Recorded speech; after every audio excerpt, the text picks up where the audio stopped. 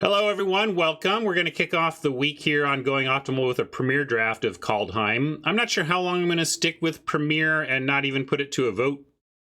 But after last week, what I want to do is get my familiarity with this set spun up better so that I feel like more of the format is open to me. And it is on best of one. Like I'm a deliberate player.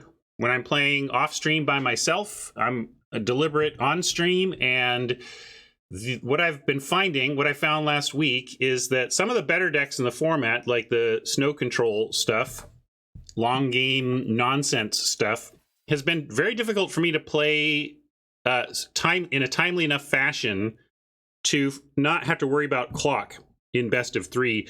It is a weird kind of system around here where you have like a turn timer and a match timer, but that's the nature of best of three on Arena. And what I need to do is just acknowledge that I will get there once my sea legs are under me completely with the set and I really have a good feel for it. I'll be able to play best of three and play whatever decks we want there. But right now I'm just not feeling confident enough in the format to risk my gems and gold on best of three. I really don't want to lose matches based on time and not based on my deck in play. So to make sure I avoid that, for now I'm going to play some best of three, and this means I won't feel the need to like avoid any strategies. You know, in the showdown on Friday, when I did a qualifier for the Streamer Showdown, I went in looking to lean aggro because I wasn't comfortable that I could complete my games in a timely enough fashion to compete in that format on in control. So I'm not going to force control or anything, but by being in best of one, I at least allow myself to go there and learn it better and then get more confident about my ability to play it in best of three. And I know I'm confident about your ability to play whatever you want if you get the tools for it at my sponsor, CardKingdom.com. They offer everything you need for your tabletop Magic game, including all sorts of Kaldheim pre-release stuff. You know, actually, I tell you, I've bought 16 foil. What was that card we were just talking about? It's the 2-drop that I forget its name. The 2-drop that allows you to foretell anything and lets you foretell Ugin and cast it for 6. I just had that. My spidey sense is going off with that card. When you can take umpteen drops and make them umpteen minus 2 drops, and if those drops are big sweepers that really don't care that you've spent an extra card to do that, I think that's I think the Devourer has some potential. So I just made a little spec, and there's not a lot of places where you can go, you know what, I'm going to make a little spec here. I'm going to buy 8 copies of this foil rare from the new set, and then boom. Actually, sorry, I did that 2 days in a row. So I've gotten 16 copies. I got 16 copies of the Devourer foil. And maybe I'll get more. I don't know. I feel like it's just they're tiny little specs. It's like if this blows up or something, it doesn't even change my life or anything. It's just a little bet that I'm saying, I bet this card, you know, and I like doing that. And I like that that Card Kingdom allows me, especially because I store credit there. So this is kind of, I do these types of things on a whim because I sell a lot to them and I get the 30% store credit bonus because their inventory is so great. I love to carry store credit with them. It allows me to do little things like, Thought Devourer. Am I concerned that foils will Pringle? Sure. I mean, you gotta, but if you store them well, they're fine. Most foils that do that are recoverable anyway. Some get so bad they're just curled forever, but most foils that are a little curved are uncurvable, you know?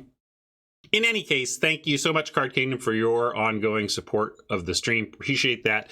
Be sure to check them out and check them out through my links, and then they'll know you got there from here. Hey, we got 10K gold, so we get a draft on the house today. Love that. Although we've had a bunch on this account, this might be we're finally out of gold. No more house money, but let's get some gems out of it while we can.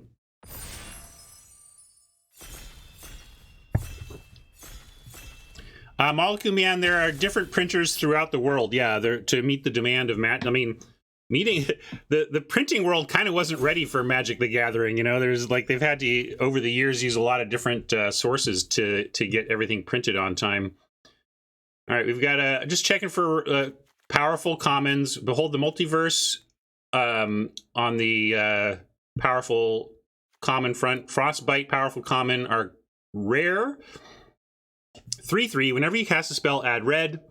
Till end of turn, you don't lose this mana as steps and phases end. That's kind of like setting up some constructed shenanigans. Doesn't matter too much in limited. You know, maybe you'll get use some extra mana here and there. But creatures you control can boast, double boast, and then the horn side. Discard a card, exile the top 2 cards of your library. You may play those cards this turn. That's pretty powerful. I don't love the I don't love the Bergie side, but we can take this on the strength of the horn side, right? And I suppose a 3/3 for 3 that does some stuff is a reasonable floor if that's what you need.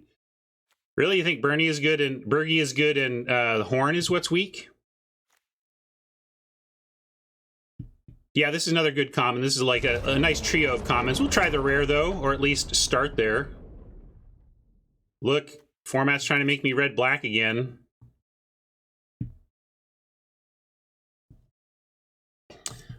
We could. What else are we taking? If not, I mean, it's the best card in the pack, right? That's the thing. I'm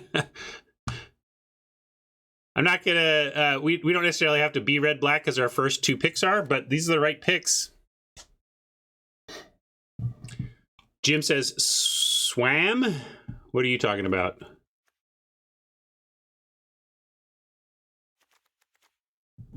Swamp. Oh, I was like.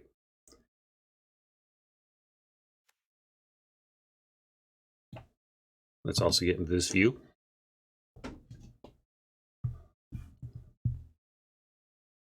GUIZ wants the Hulk. It's good, but I don't think it's second pick good. I think the Reaper is the best card here. I'm taking it. This might not even this might not be the best card here. It's still fine.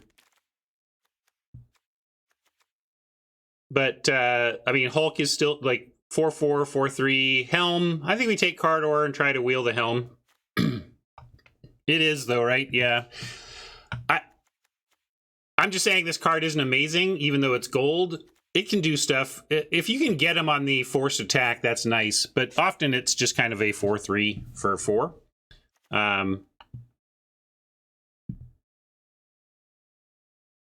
Yeah, I have pack 1, picked 1 Snowlands, exploring that whole angle. I would do it for.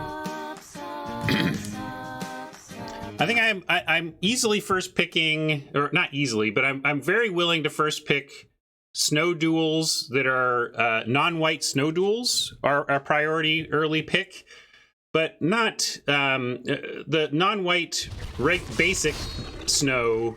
Like this is what I'm willing to go for early. And we can even take it here if nobody else wants them. If this is what we're hearing from the table, I'm perfectly willing to grab the Chasm now and look at that. Or yeah, Packmate is more generically good. Jinx wants to stick to the plan.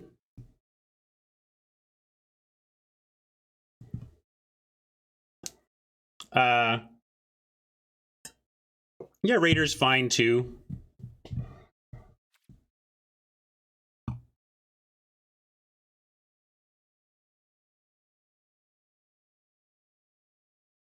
Like, these are all fine. But they're not like reasons. They're not like, yes, we're doing it. Fist pumps for me. So I'm gonna hedge.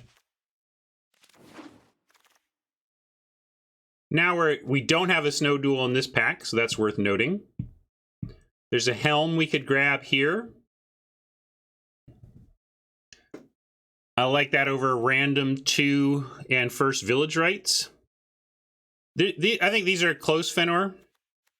And maybe this is correct, but this is like my least favorite of the red 2s that we could put in this deck. And Helm, I like getting.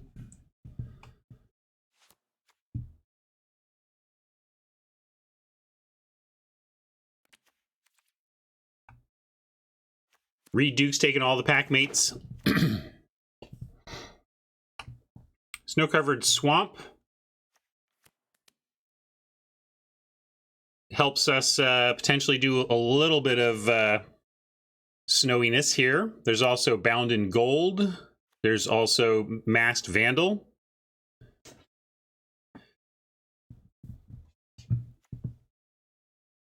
Yeah, 2 white removal spells.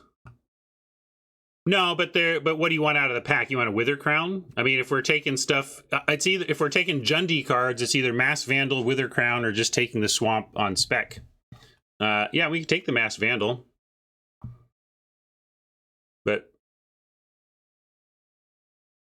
I'm gonna take the Swamp. This is the kind of 3-drop that, when it's still here, makes me think, okay, we should lean back towards our plan. I love this guy. Is that a guy? I love this creature.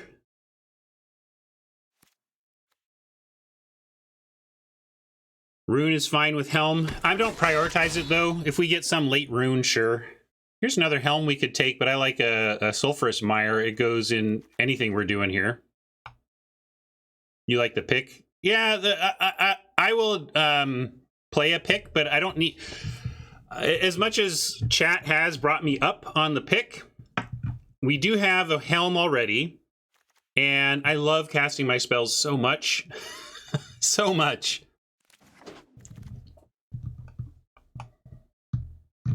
Back to our first pick, and we see a Fearless Pup, which goes well with the Helm plan, and Disciple, which kind of does as well. Turning your Disciples into a real attacker is fair. I'm going to take the Elf here. Again, it's one of those situations where I'll play a bunch of these, but I don't want too many pups. That Craven Hulk that was suggested possibly in the first time around is still here. Mob is an interesting setup, especially if we get the black, the Death Touch rune for... oh yeah, but Bergie is a great point. That's a good tiebreaker, right? Double boasting Mob is a real deal, a real thing here. Demonic Gifts. I play 0 to 1 of these, but I was too, kind of, Scott, but then then pointed out that Bergie doubles boasts, and that's pretty cool with the Mob. Worth giving it a try. And look, I guess we're in the right lane. I'm gonna take the Rider. Berserker is called for as well, but I take 2s over 3s when given a spot like that. We can take this, although I don't think we're ever splashing it. Maybe we're never playing the Rider either. If we're red black, we're not interested in Riders.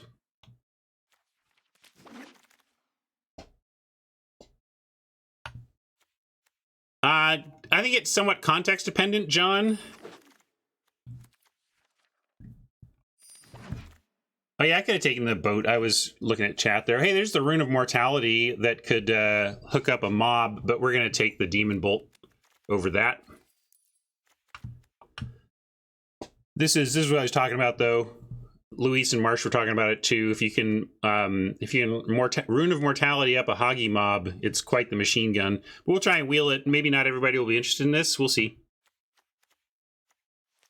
But cute combo removal is not trumping straight up in your face. Well, not your face, but in your creature removal.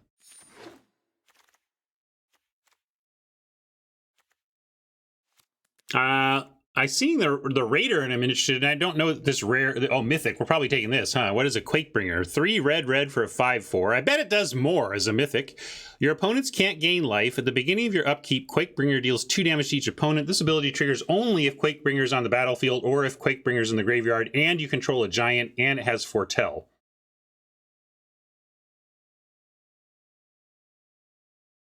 So you need to control a different giant? Maybe we can try it. We'll try it. I mean, it's a Mythic. Let's try the Mythic. Yeah, it doesn't seem like amazing for a Mythic, but we'll try it. Cardor's Vicious Return. Don't think it's even better than Demon Bolt, and we might even wheel it. I'm just... The Bolt is too clean and good. And if we can do this, we will. But it's like it's a thing you'll take for this deck because it works in it, and it's has too much potential to not play it, but it's not a priority to me over the Bolt.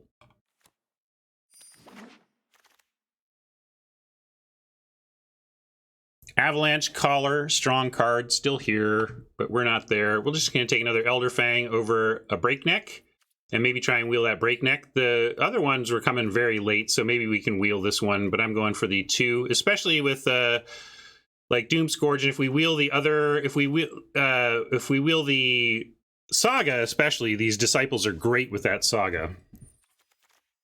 I don't know if we will wheel it, but if we do, we'll be very, very glad to have Disciples. And yes, if we don't get that Saga, we are definitely, especially now with a 3rd Disciple here, we want to look for Village Rites for sure. No, still not on Wings. I'm still on take Wings late when they show up late. Wings is fine, Jinx. I think a deck like this wants one of them. It's nice closing power, but it's not a priority again for me. Another pup opportunity with the Helms and everything, but Provoke goes to the face. This is like one of the only removal spells, I think the only removal spell we came up with at common and uncommon that that does face. So let's take that.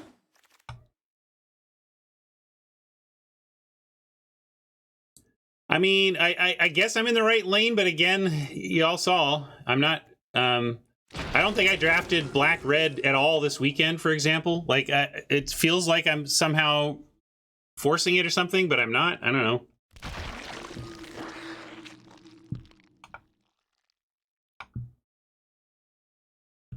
It's just like I would rather have, I'd rather have +3/+3 trample attacker than Wings, for example.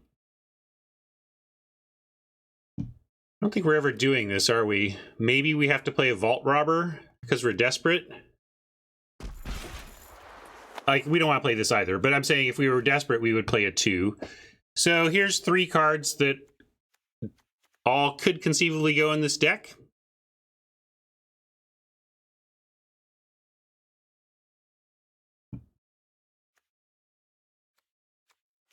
And take the pet.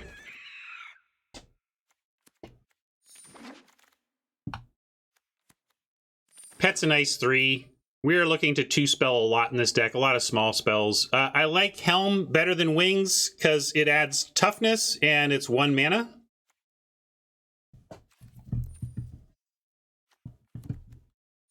And it dams them even if they block. I like that too. That's really helpful for red decks.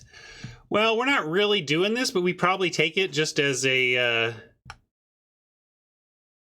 powerful spell in the deck. I would note that we did not wheel the Saga, nor did we wheel the pup or the bat. You know, we are competing with somebody for these cards. So, to play it effectively, I mean, let me tell you, Destroy All Creatures has a very profound effect. I mean, so to say that we can't play this effectively without Snow, I hear what you mean. You're saying that this is we're not getting the really important clause here. And at 6 mana, this is no bargain. 6 mana is no bargain, but still it does something that like no other card in this, well, I should say that about this set. It does something that few cards in this set do, and it's a really nice thing to have in your back pocket in any deck, basically. Hulk or Squash. The Hulks have been coming around. Maybe we take a Squash or and try to wheel the Hulk. But maybe in black-red we don't care as much if we get the Squash. We have 2 Demon Bolts already.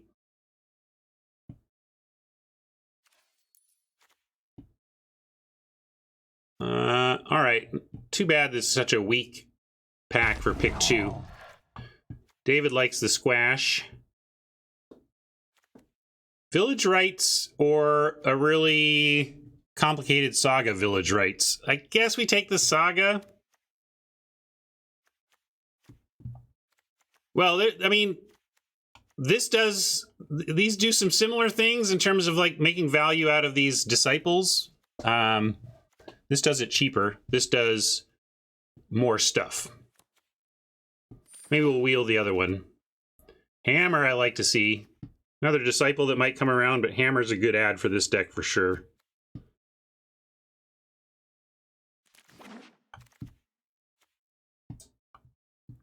Here we go. Coming up, Millhouse.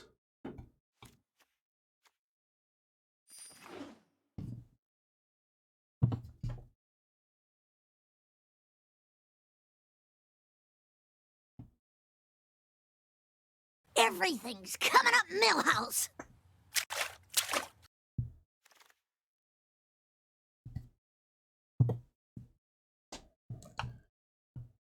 Squash or a Skull Raid here.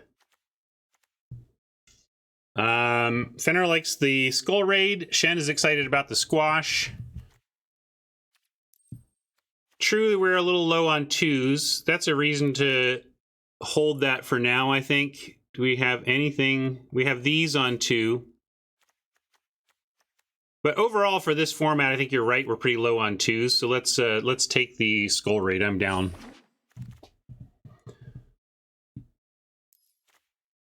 Well, Squash you could play if you just felt like you were low on removal in general. Here, I think we can take a Mountain over a second Gifts, since we do have the Blood on the Snow, although we're pretty far from doing anything with the Blood in the Snow with the Snowness, although even 2 Snowland could get us back at, you know, some 2-drop or something, so. I'm not playing the big Trampler like ever, so I don't want it. I'll take another Hulk, though. Feels like we're a little bit top-heavy, though. Squash comes around. Behold still being here is an insult to every Magic player everywhere. So is me passing it, I guess. Village Rites did come back. Wings. See, we always get some wings sometime late in the draft.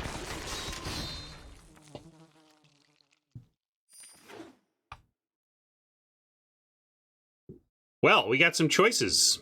Yeah, I don't think we're playing the wings. We have other equipment that seems better in the Dwarven Hammer and the Helm.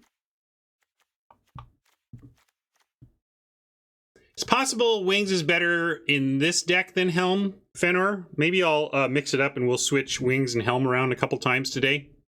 I definitely like Helm better if I'm doing either runes, which can go on a Helm on 2, or 1-drops where I am going pup into Helm equip.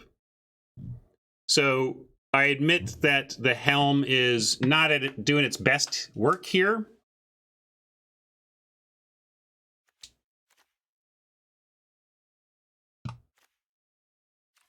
Yeah, but it may be that the curve is too high for either of them. Like maybe we cut Helm and Wings on a... But I think Wings is probably better longer game than Helm, given that. I'm with Fenner on that one. I think it was... And, you know, making a flying Hulk is pretty reasonable.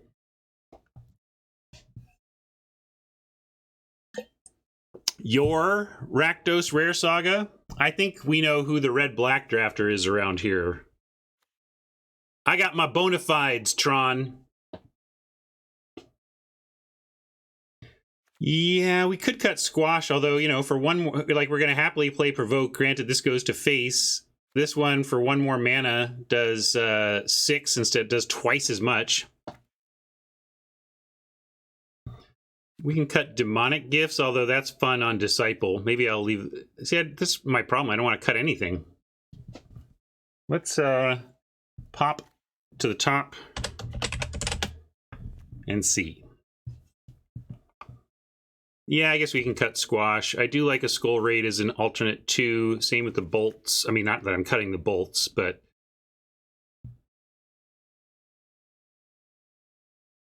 Squash has to go. Maybe Demonic Gifts just has to go. It's cute, and it does, like, with the Disciple, when you can block something with a Disciple, Demonic Gifts to actually trade instead of chump, and then make them discard their last card, that's pretty excellent. One Recruiter can go. I like having one Recruiter in a deck, though, especially with a Wrath. Can clean up after a Wrath.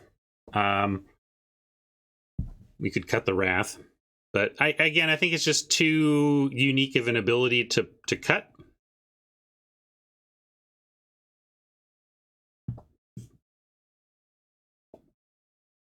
Well, we're not always going to be paying 5. We do have Giants.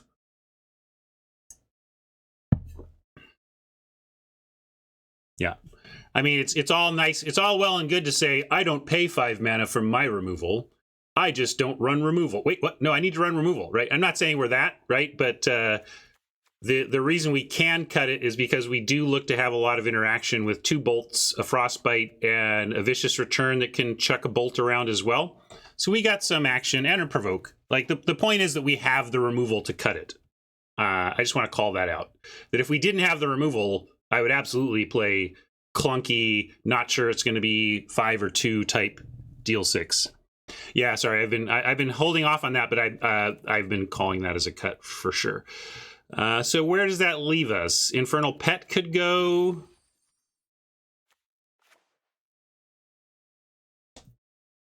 I can go here for that.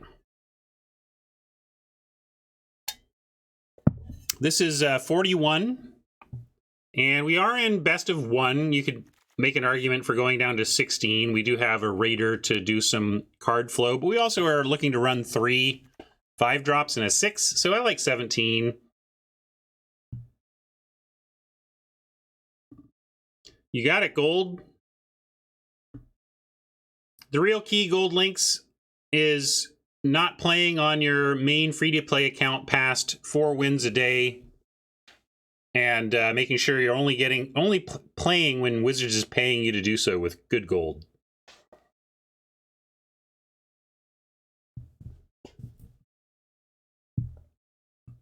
Skull Raid called out. We could cut that. We have 1, 2, 3, 4, 5, 6 plays for turn 2 in that case, which is a little light for purportedly an aggressive red deck. So yeah, maybe just let go one of the Hulks. Although the double Hulk with Quakebringer, like getting some more action for the Quakebringer seems reasonable. Dwarven Hammer's great. Yeah, no, this isn't remotely a cut.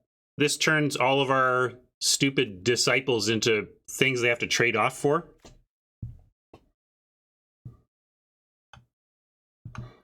Yeah, I'd be with you, Jim, if we didn't. I mean, we just have lots of we have lots of removal tools. We have lots of pinpoint removal in the Blood on the Snow, so I think we can get away without that squash. Frostbite called for from Xanatos. You should be stopping. What you should do, Andre, is, or what I do, I should say. I like to not tell people what to do. I like to tell you what I'm doing. What I do is switch to side accounts. I have 4 total accounts that I run, but I only really actively run 4 when it's the early season and I'm really playing a ton of a format. And the key of running multiple accounts is not to let them control you. I have my main account that I'm very dedicated to grinding the gold daily on, and then my side accounts are truly for when I want more magic. Do not let your side accounts control your life. Do not let them control your time. Do not feel obligated to maintain them. They are there as overflow valves for you to enjoy more magic, not as more work to do that you start to resent or whatever. So a little side there. Yeah, I play Constructed. I do, Gold Links, and I have 21 rare wild cards and 24 mythic rare wild cards, and I have already crafted on this account the top 10 decks from MTGGoldfish.com. I really want to keep one Recruiter. I know this isn't amazing, but especially in a deck with a Wrath and in a deck that's looking to trade off stupid stuff, I like a Recruiter scooping up the yard afterwards. All right, so let's cut a Skull Raid then. It's nice, but not necessary. I'm going to call this. I want to get on it too. Let's see. Anybody? We have the, oh, we did that one, and it's Jumpstart Basics. So if you don't know how to do this part, you can switch to Land View and do S for Set and then JMP for Jumpstart, and it'll just show you the lands for that.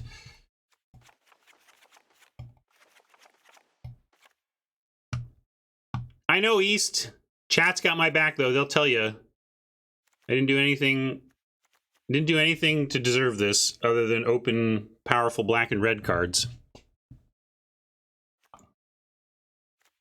I don't know about best, but I'm certainly used to playing it now.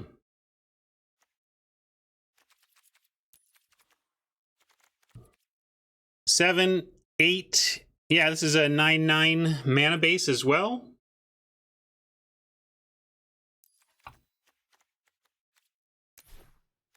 Well, to be fair, the rares, the two rares to start are what got me in the deck, right? Well, it wasn't a rare. It was Bergie, which is a rare, into the Reaper. Reaper was the best card in the pack, and then we got Cardor after that.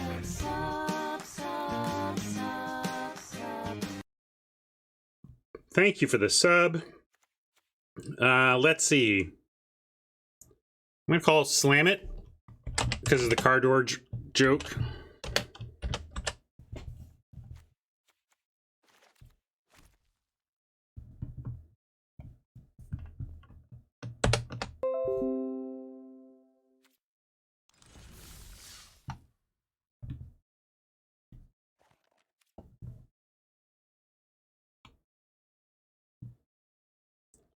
And we'll hop to Battlefield Right and see what you all think of this new pile.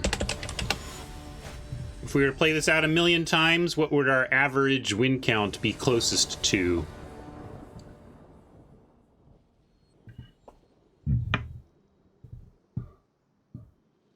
Well, not the best opener we've seen, but we're going to keep it on the strength of foretelling the Bolt and having the Bloody Massacre.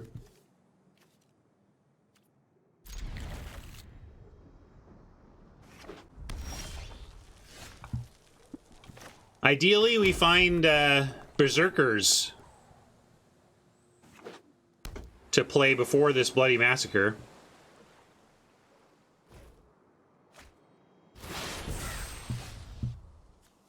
Well, ideally, we find more land. I'm going to go with the Foretelling of the Bolt here and cross our fingers for what? Now we're in that spot where we want a lot of things.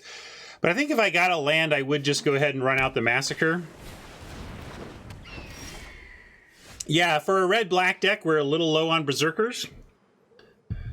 But, and now I think I should really just bolt that bird. Bolt the bird. New school, bolt the bird.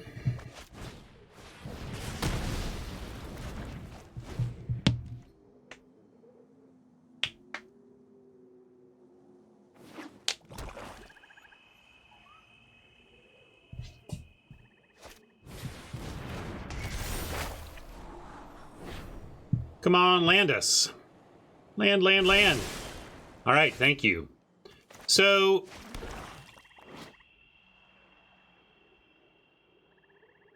not amazing. Like, we're turning this rare into almost a common, but I'm not going to not play anything and just hope to pick off something with a Frostbite. That's ridiculous. So we got to go for it. Do something here.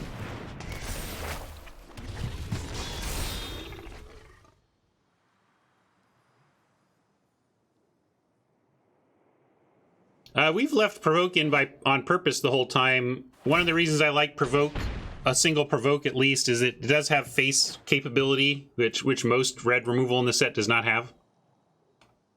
Yeah, and I think a 2/3 for 3 that gets you 1 card of value is very common. Very common.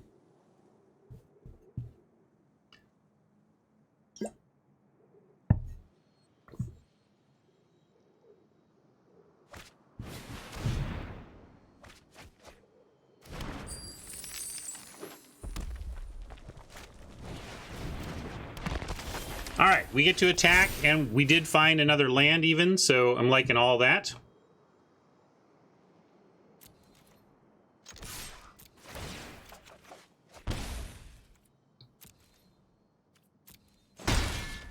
Maybe just want to drop Hulks now, though.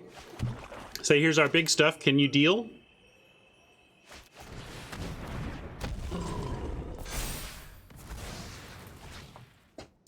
Speaking of big stuff, they're about to get cheap giants, so the answer might be, in fact, yes, we can deal. Maybe we can deal 5 combined damage if we need to. And deal... Well, we only have 1 red source, so... A little choked on red, so maybe we can't deal 5 damage. Right now, we can only cast 1 red thing per turn. Oh, we have 2? Where's our other red source? Oh, here. Yeah, right. Good call. So we maybe need... I always forget Chapter 3 on this because it doesn't usually matter, but might matter a lot here. Oh, we got a Berg Strider. Let's give you that one. Look at me remembering my memes. All right, everyone. Chill.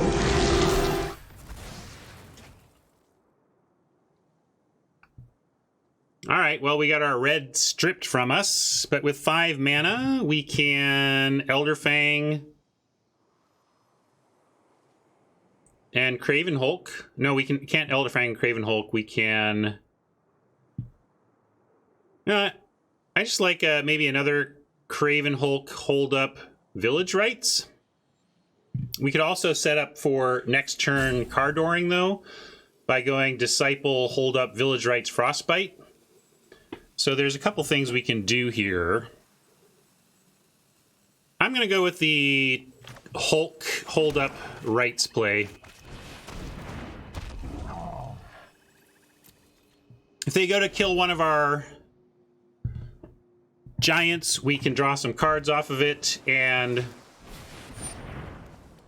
Uh-oh, looks like they're going to go get another squash, potentially. Wish there's a way I could mess up their graveyard right now, but looks like they're going to get value.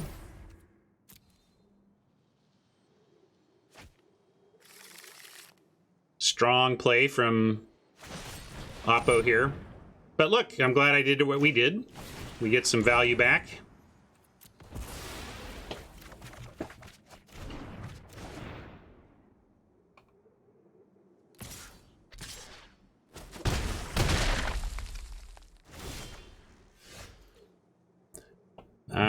Okay, so we have 5 mana to spend this turn. We could get a Provoke and a Frost. No, can't do 2 red. Could do a Bolt and a Disciple. Bolt the Strider, Disciple one of their last 2 cards.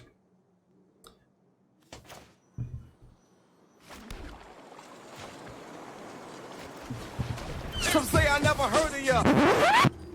Don't believe the hype, it's a sequel. Don't believe the hype. We could foretell Bolt and cast it on their turn. I'm not sure why, though. It just lets them untap and potentially save something here. I'm going to get the Berg Strider dead.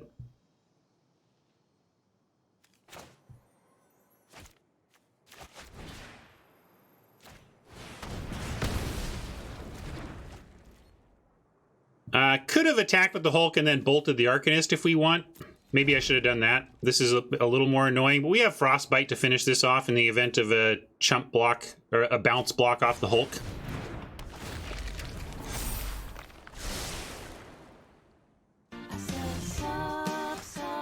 Thank you for the sub.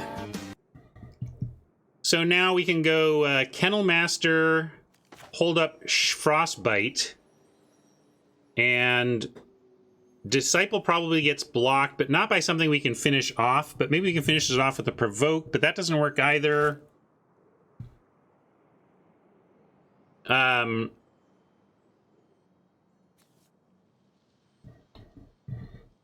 I'm trying to figure out what else I'm doing, though. 'Cause you can make an argument for saving the Kennel Master for the next turn.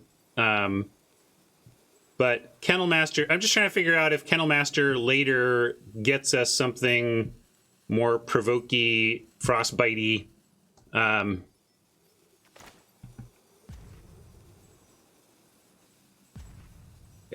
You're so hung up on the +5. I don't understand how people get so hung up on that +5 clause. You're reminding me of the origins of the vanilla test.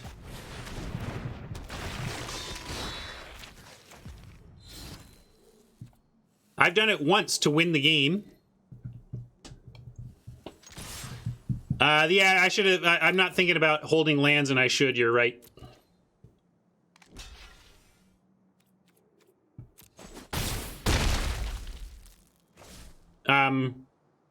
I wonder how often Jinx would play this card if it just said provoke the trolls, deals 3 damage to any target.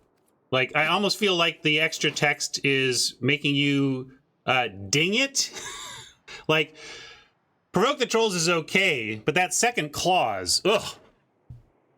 It's not good in this deck. And it's like, wait, but I would run 4 mana instant speed, deal 3 to any target.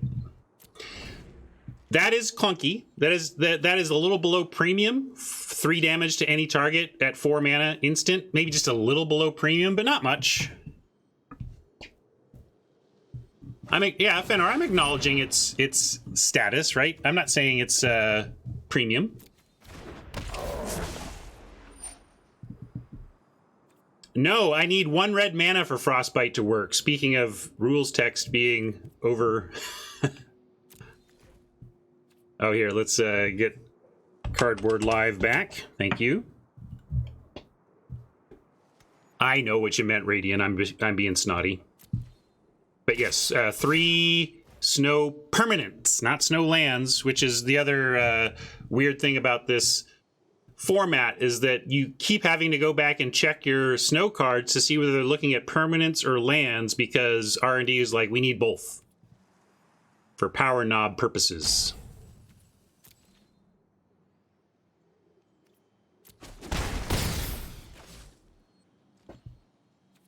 Hoping I find a land now to bail me out of my playing a land and the card draw thing. Although it was red, like I've been wanting to deploy more red to the board, so that was part of it. But there, we get a land now. We can kill. The problem is we don't have much to kill. I'm going to. Well, this only does 3, so when you talk about killing the 4/4 or the 3/5, like we gotta see how they block first, right? So let's send the Hulk, and almost doesn't matter how they block if they block. Yeah, we could go to the face. But let's start by sending the 4/4 and see if they want to block. They might not block and just try to race us here is the thing. But if that block seems free to them, I can see why they would take it.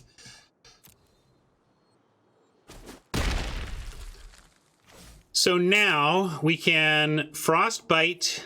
We have 1, 4, 5, 6, 7 mana. We can't do all of these. We can only do 2 of these. So we can do Vicious Return and Frostbite. Let's start by biting the Arcanist. This thing needs to die.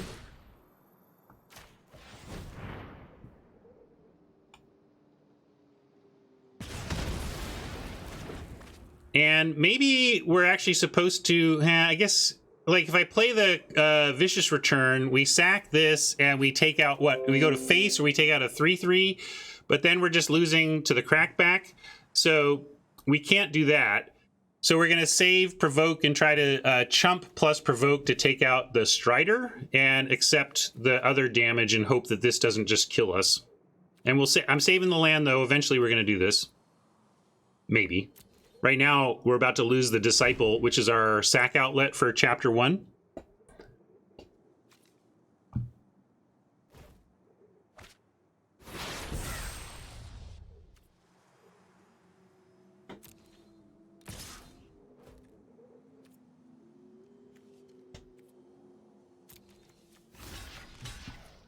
So here you go. I'm not saying this is amazing, but like 3 damage at instant speed is a thing.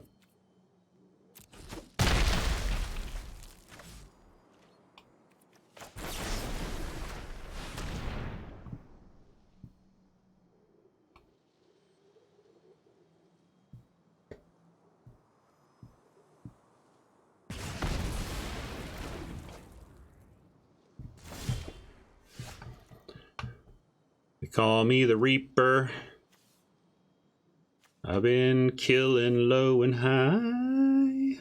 Do we have any attacks with but the Reaper?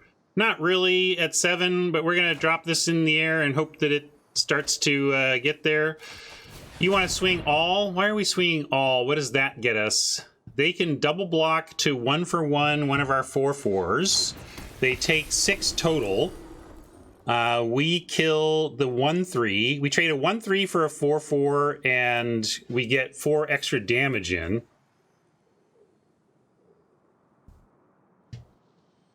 That's a lot of. I mean, yeah, I guess we can. Yeah, sacking what, Fenor? The trouble, like Fenor, if they block with the 3/5 and the 3/5 alone, then I like your plan. But the trouble is if they double block one of these and kill one, then we're like sacking the other to finish it off. I think we just send the Reaper for now. Too much can go wrong sending the other stuff, and it just doesn't really, I think, get us enough. That's fine. You know, that got squashed is pretty okay. That, less so. Squash, fine. Them getting scry 2, draw 2, that's rough. This could be game losing for them to get that quality.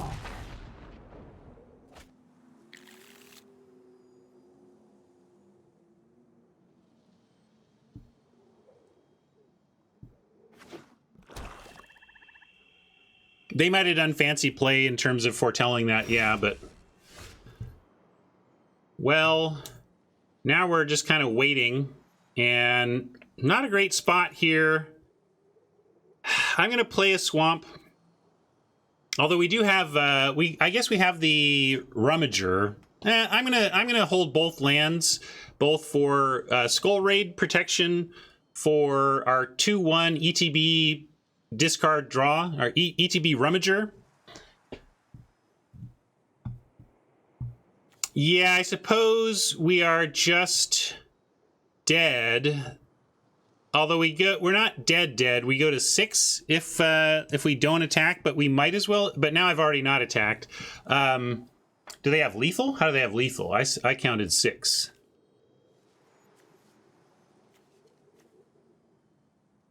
Anyway, it's not great, but we'll make him do it. I can't use Vicious Return unless I'm trying to get to Chapter 3 somehow. Yeah, we can skip Chapter 1, Alex. That's what I'm looking at right now. Like, do we want to cast this trying to get to Chapter 3? A little loose, but maybe it's the only thing we have.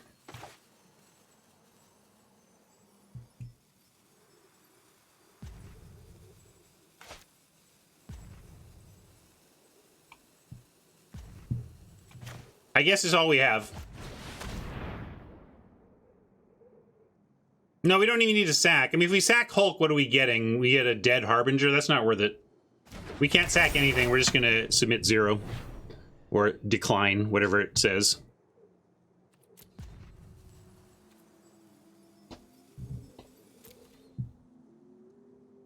Yeah, the trouble is if we use Vicious Return, they get just a free squash on the other one.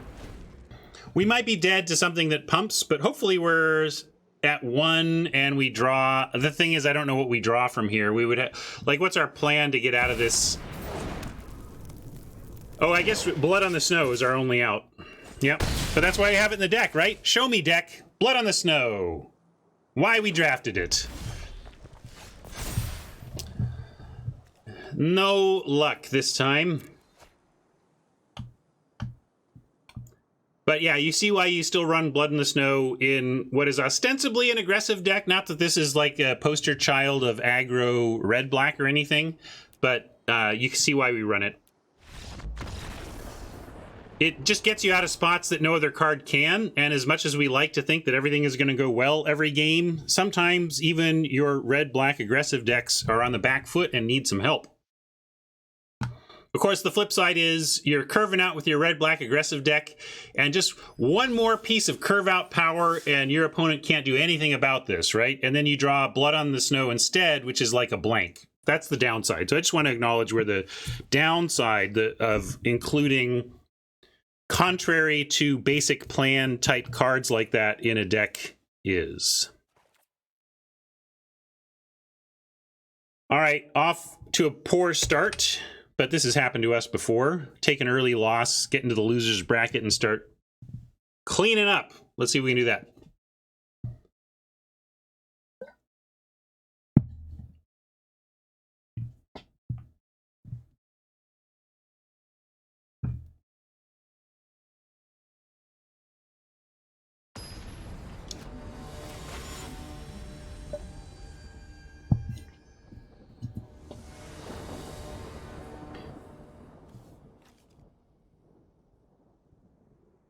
I mean, I don't know what you mean, Jim. And like, are you suggesting maybe cutting a helm? Like, it depends on what you mean by, like, what are we cutting and how does that do what you're saying would be my question. I'm going to keep this on the strength of the Blood in the Snow in the opener with all the lands.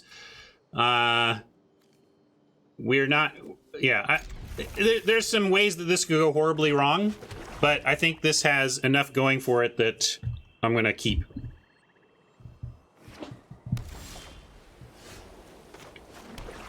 Hate not doing anything on 2 in the format. Would love a mountain off the top. Give us a Firewalker, but land off the top is fine. Just get us towards this Blood on the Snow. Love to do something on 4 besides a Recruiter. Some people wanted to cut both Recruiters that we have in the pool. I wanted one in, partly because of the Blood on the Snow. And this is nice. We can just drop... We'll just drop our Hulk. Go for our biggest. It's also the color we're choked on. When you're choked on one color of mana and you have multiple things you could cast, try and cast the thing that uses your choked mana.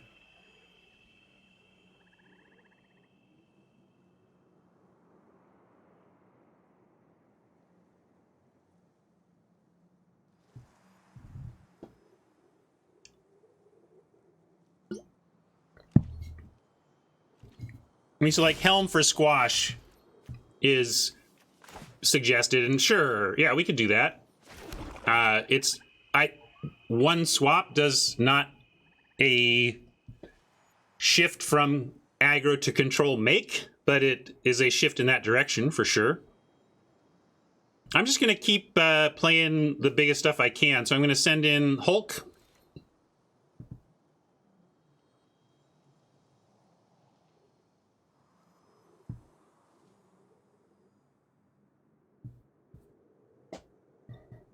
Yeah, Fenrir makes a good point. If we want to get more control-y, perhaps Skull Raid is even better than Squash for that purpose.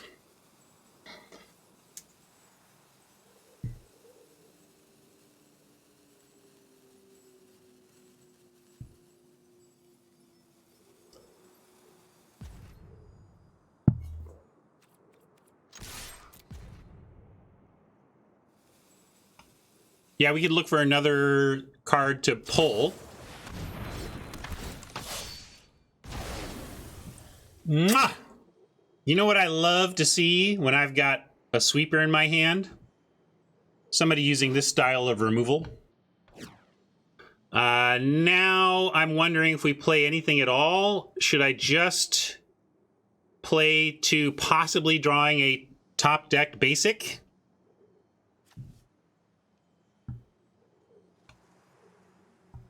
Yeah, I suppose.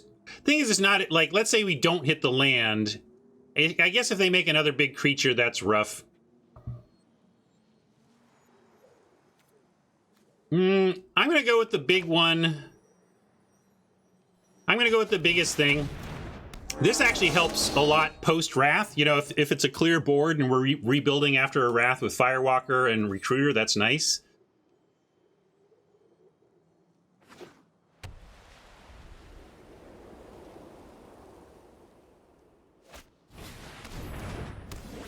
Perfect. How about one more 2-drop creature from you? No, that's too bad. Now I still want that that land. All right, we got the land, and I'm not messing around.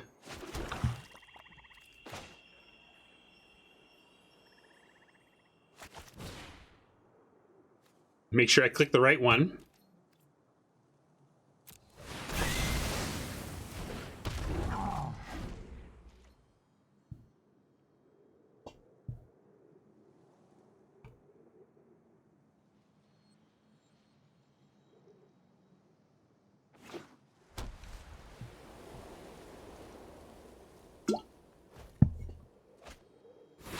Yeah, I couldn't have asked for anything more than Sigrid ahead of a Wrath.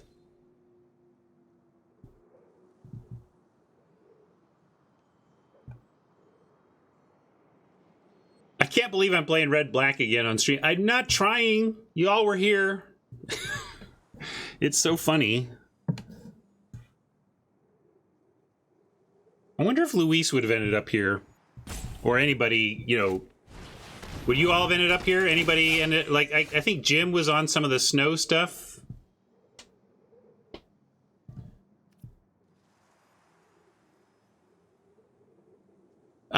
It just... I didn't say against. It's weird, Jinx, that it keeps forcing itself upon me. Remember, Jinx, I'm not doing it like you. I'm not forcing it every time. I'm just taking cards and they keeps putting me there. All right, let's start with an attack here anyway. Sure. Get rid of their cards, and then I like Disciple for one of their last two, and Firewalker for potential action on the strength of the Kennel Master next turn.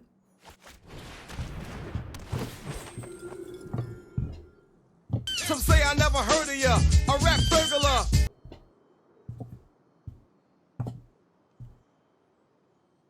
Oh, you like Recruiter? Yeah, Recruiter's another option. We could just recruit. If we recruit for 4 mana next turn, what I liked about Firewalker is that it allows us to potentially Kennel and still activate the Firewalker looking for land. So that's what I was thinking. But we do have stuff to get back. Getting a Craven Hulk and a Hoggy Mob would be nice. But they're also... I'm going to go with my gut here. This also casts a red spell. You know, it lets us... It uses red.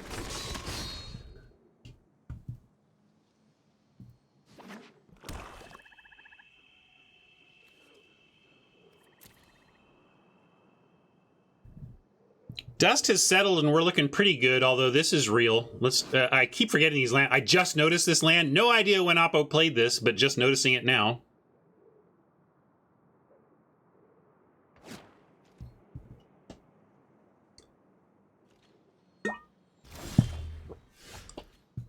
Gonna hold Swamp, Skull Raid, and we have looting, and we have the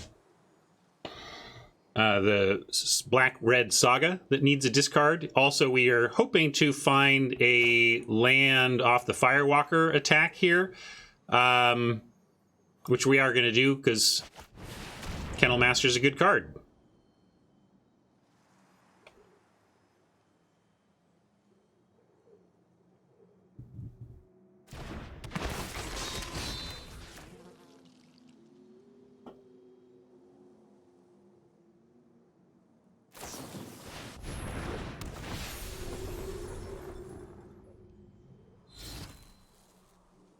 Well, Indestructible still gives us a clean attack and at least a hunt for this land.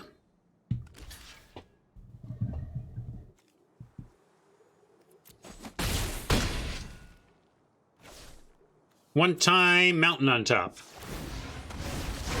Nope. All right. I'm going to leave the Swamp in hand still. Hey, Phrasing Boom.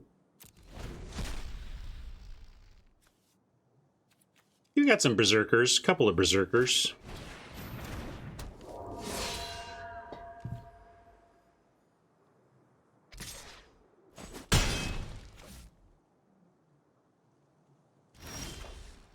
Ooh, if I had a hammer,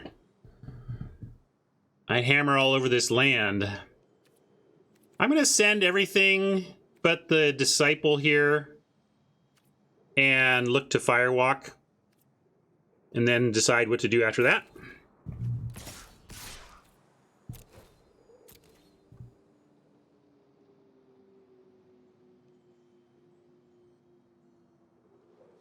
Race is on here. Hammer should help. But Hammer needs 5 total, right? Or 6 total. No, 5 total. 5 total. We have 6. So we do get to look for something else to do and then fall back on the Hammer if we don't see anything we like.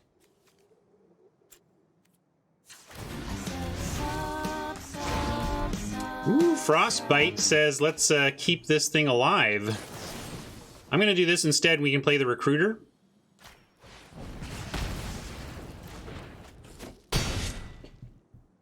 It's pretty crazy, D. We were chuckling about that earlier.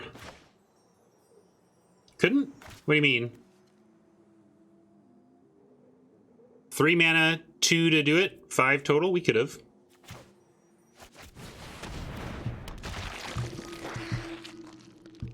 Let's see. Just trying to figure out now, maybe I just play this with the hammer. Yeah, I'm going to play this now because we have a lot to spend our mana on and a Firewalker to activate.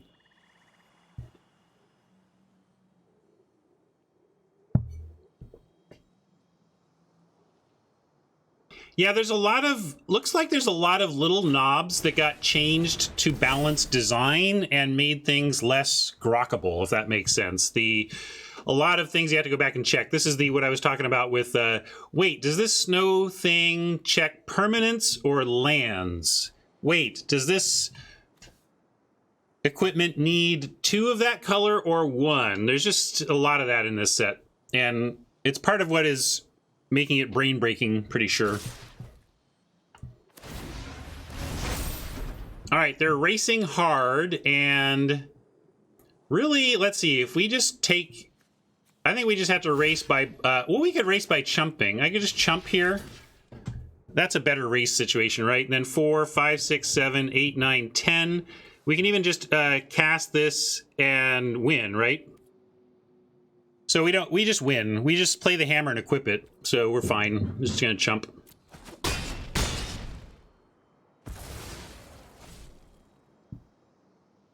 Does this give haste? No, just trample. So we're gonna play the hammer and then equip it and win.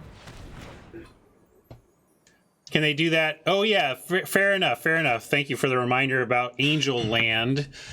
Does that mean we need to leave something back? Wait, let's think about. And is this sorcery? Oh, it's sorcery. They can't do it. Never mind. Sorcery speed. We're good. Thanks for the reminder, though. I totally forgot about it. But we are good.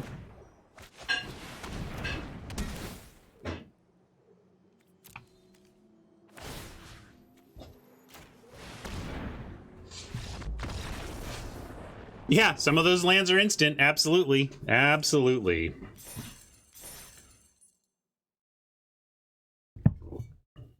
Not the most friendly set for a not reading stream, huh? So many things that you really ought to read.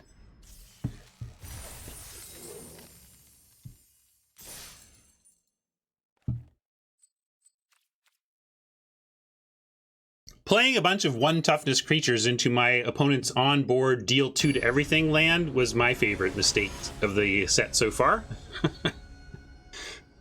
Clever, Ryan. Clever. Nice. We can keep this. We got a nice 2, 3, 4.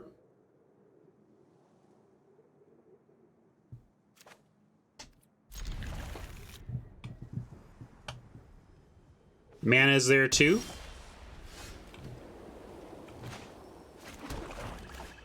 Now maybe it's 2, 3, 4, and we Firewalker later. Let's see.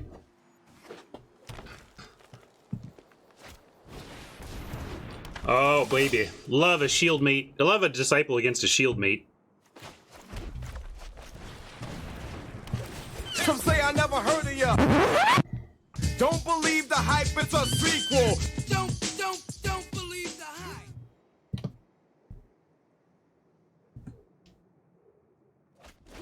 I love that they had to go in the tank there, because we got another one coming. If you thought that tank was tough. Snap blocking if they send, given that we have new fodder for... Oh, I keep conflating my 4-mana Saga and my 4-mana creature. I keep acting as though Cardor wants some sort of sacrifice. It doesn't. It's the Saga that does. Sorry about that. Oh, that's pretty nice.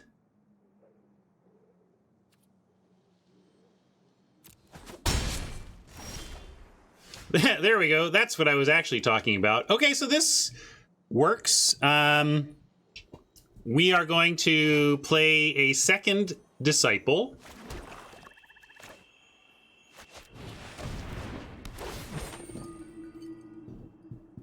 Maybe the OG this time. Some say I never heard of ya. A rap burglar.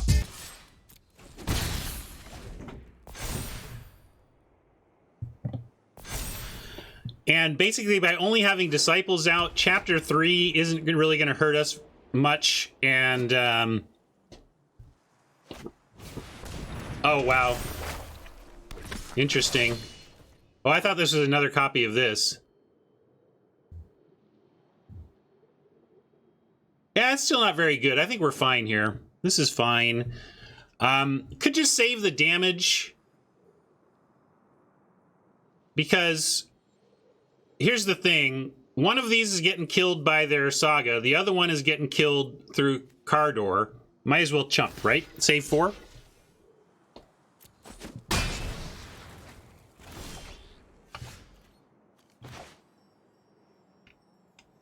And nicely, we have a swamp for the discard as well, so I love that.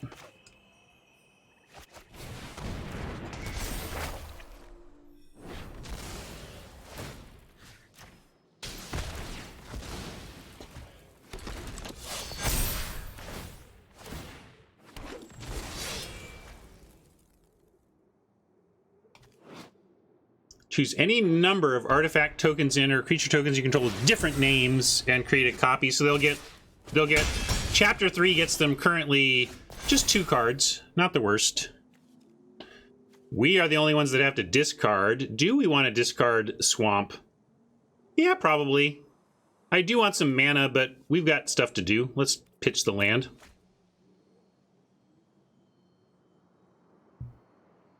Yeah, I suppose we could go to Chapter 3. Sorry, I wasn't thinking ahead to Chapter 3, which would have been correct. Yeah, you're right. Instead, what are we going to do? How about... Well, I'll still play the Cardor. You like Recruiter? I like sending these 1/1s into the Cardor.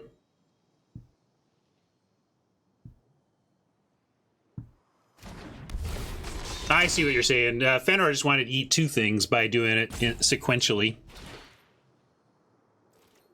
Fair enough. Really should have given myself a creature, though. This is a mistake.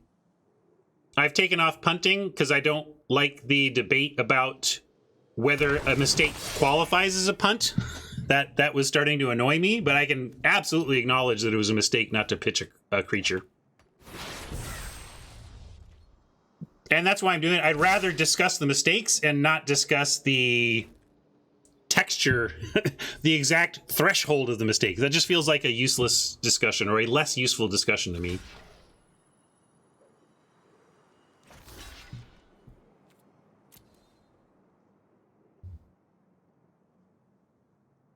I don't care. If they've got something to punish me for the block, let them do it.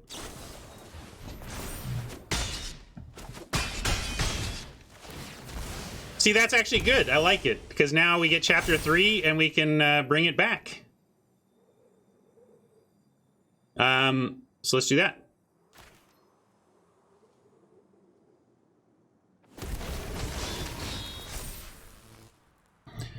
You're just lucky I haven't gotten it set up yet to, like, auto do something to people who use the command. You like Bergie as a 3/3? I like...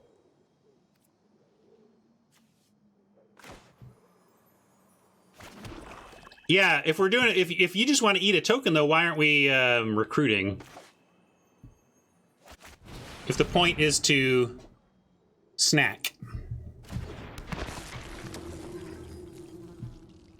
And are we racing? We could send in, this blocks their board. I think we attack.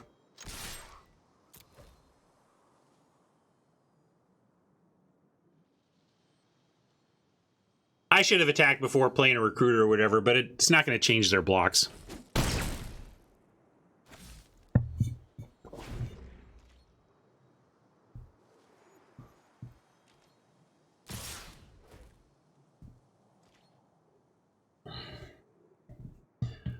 This screams like +2, +1 the team. And while that's rough, we're still going to do it. If we... oh, they had no choice. Sorry. It's still suspicious. It could still happen. But we're certainly going to block. Even if this wasn't a forced attack, I'd be blocking.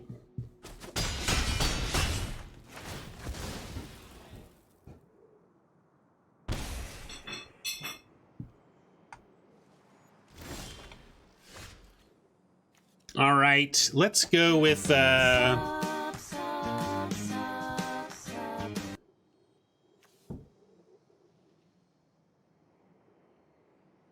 Could play the horn.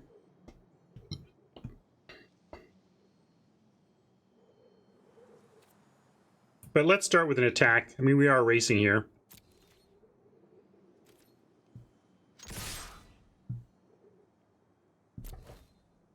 Can't double spell. We only have one red source, and all three of our choices are red. So there's that.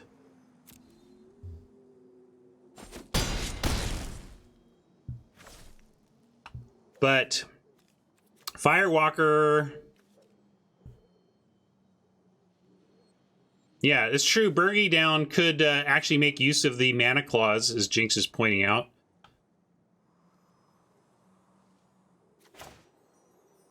Yeah, let's do Bergie as body. I think Bergie as body also makes sense on this board with them at 4 life. And us with the recruiter behind.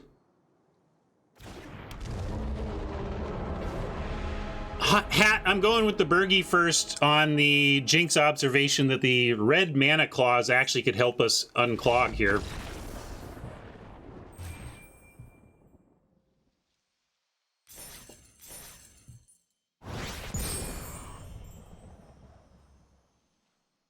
And there we go.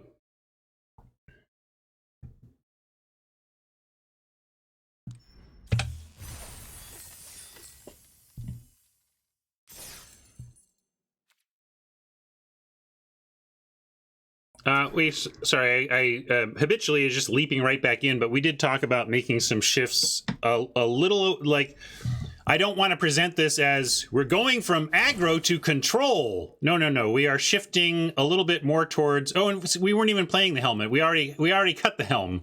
So that's the thing. Maybe we've already done the things that we were going to do. So we were talking about bringing in potentially Skull Raid and or Squash to be, quote, more controlling, but like over what? You know, over what? Reaper is a 2. Quakebringer is a 2 that I haven't really talked about. I forgot that that qualifies as a 2. We've got double bolt in 2s. Provoke was basically the last discussion card in the whole deck building. Whether it belonged, whether it's good enough. I like it better than Squash. And over Skull Raid was one of the last choices. Provoke versus Skull Raid. But I'm going to keep it as is.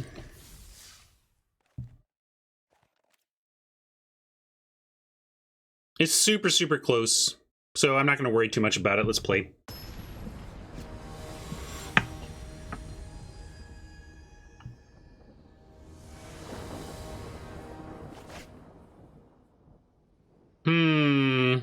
No red yet, but double Elder Fang on the draw. I like this as a keep. They're on the play. We've got 2 discard spells that we can cast with our current mana. We can really punish their hand here while we wait for some red source.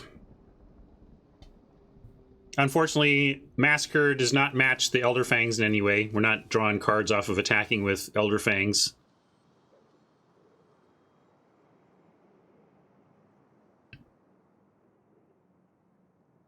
Yeah, interesting multi-spell potential on turn 4 with Bergie. Cast an Elderfang Disciple, create a red mana, cast a hammer, or cast this thing, that kind of deal. Still need the baseline red, though.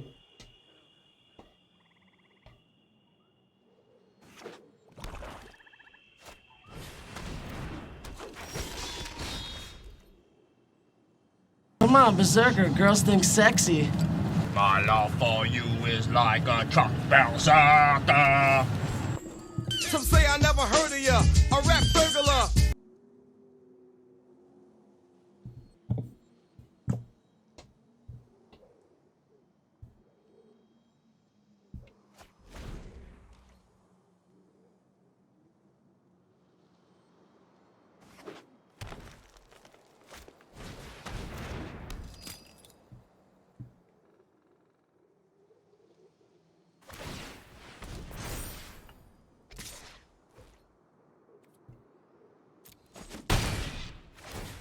Yeah.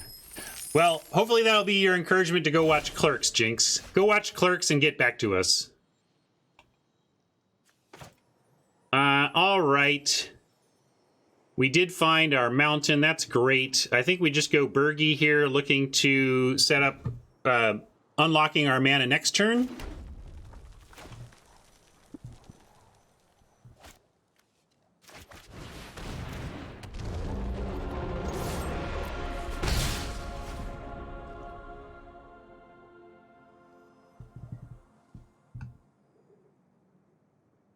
No D.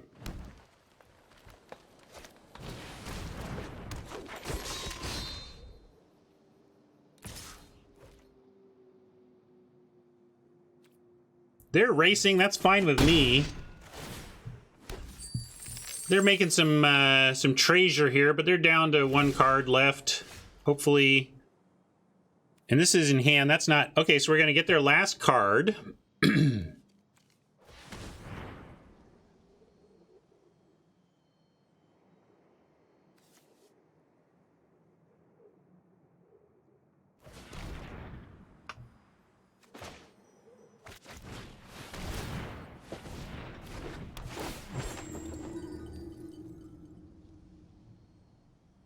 I don't know if we want to chuck to provoke when they've got this Avenger, although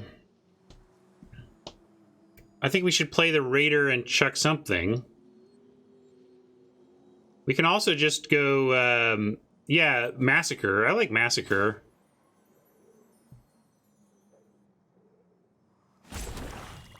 Right? We could Hammer instead. If we Raider now, we could Massacre later. Like, we're only going to get 1 card off the Massacre here.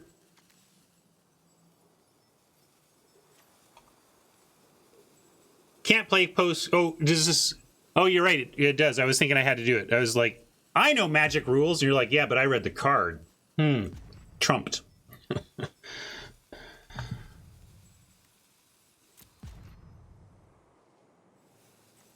Do we want to... If we send Bergie and they block, then it doesn't work.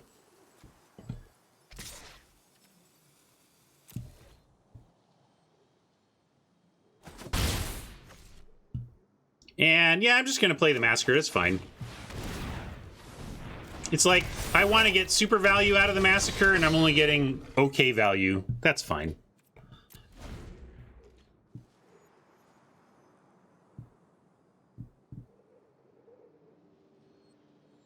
I like holding, pitching to the Raider until we get a land or something less useful.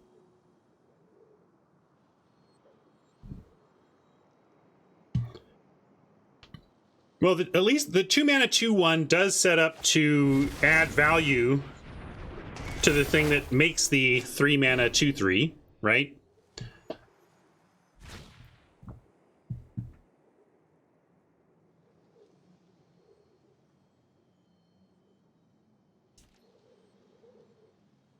Yes, Dionysus, we control your life, and because we said so, you have to watch Clerks.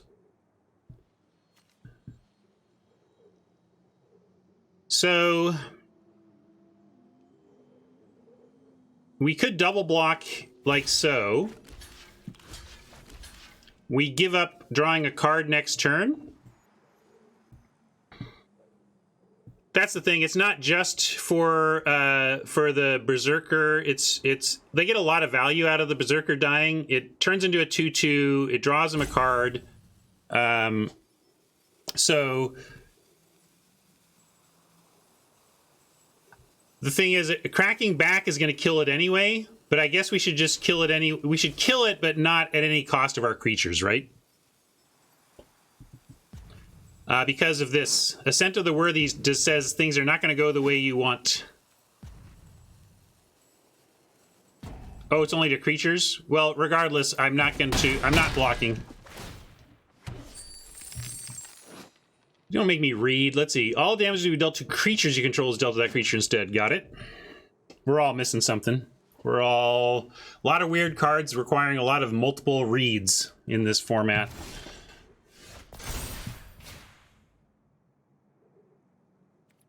So now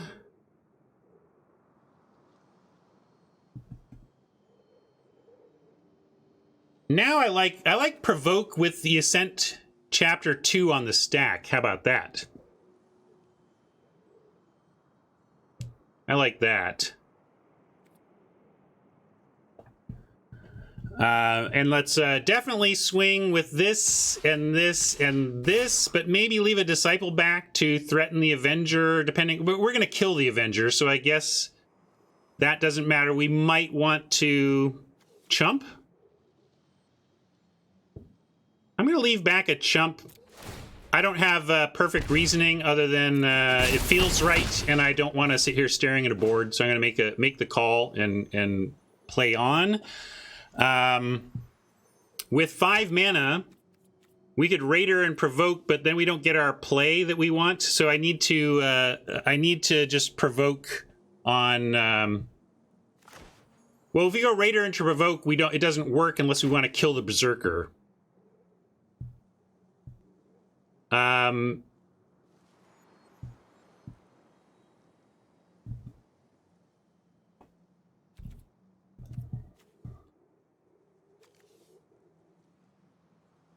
no, the point is, Jinx, we use the Provoke with the second chapter on the stack. The first chapter is resolved, and the second chapter hasn't started yet, and so we have a window, because we're playing instant speed burn, which is good. Anyway, we're going to do that.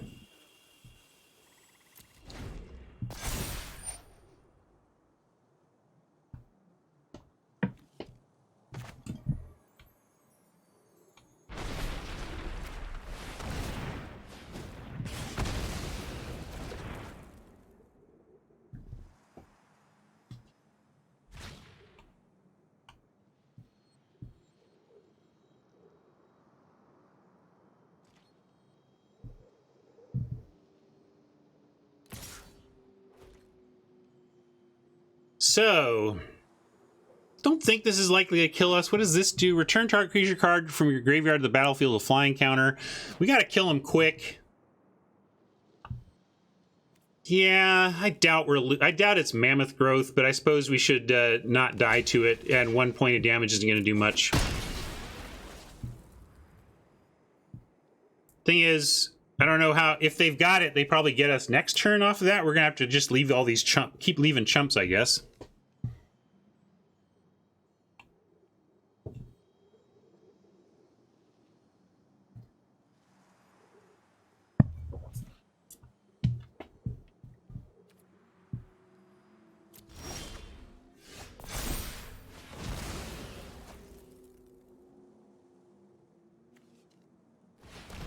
So I'm going to start with a Raider.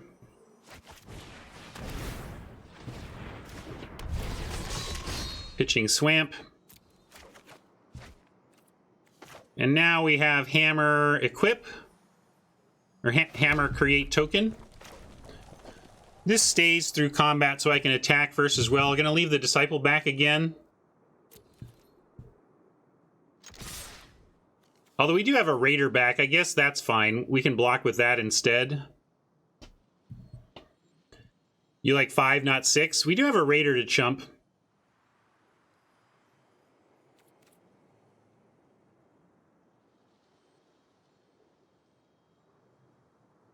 And yeah, Dwarf Token is going to be pretty big. I'm going to send. I think between Raider and Hammer Token, we're fine.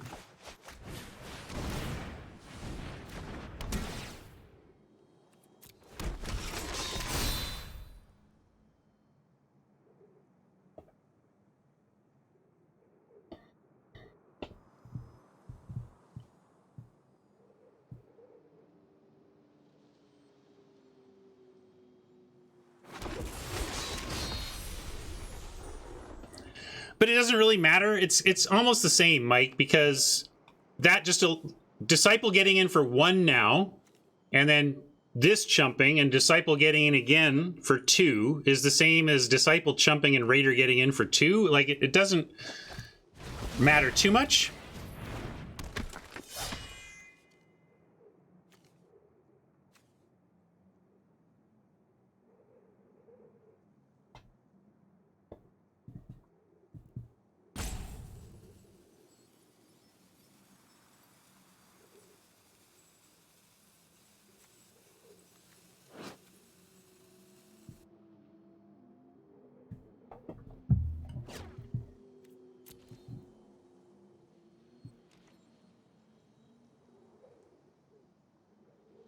Yeah, we're going to move Hammer. Hammer on Menace has been called.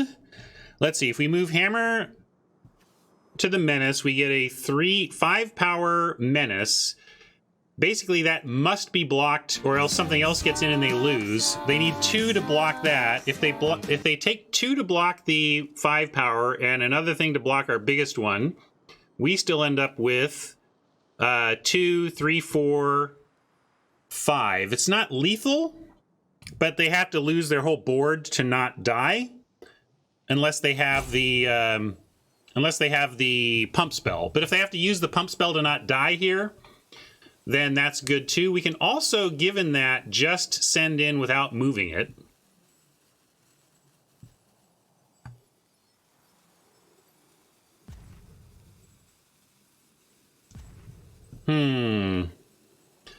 Trample. Does Trample get us there? Interesting. Oh, maybe Trample gets us there. Yeah. Trample. I wasn't thinking of Trample. You're right. Trample does get us there. Yeah.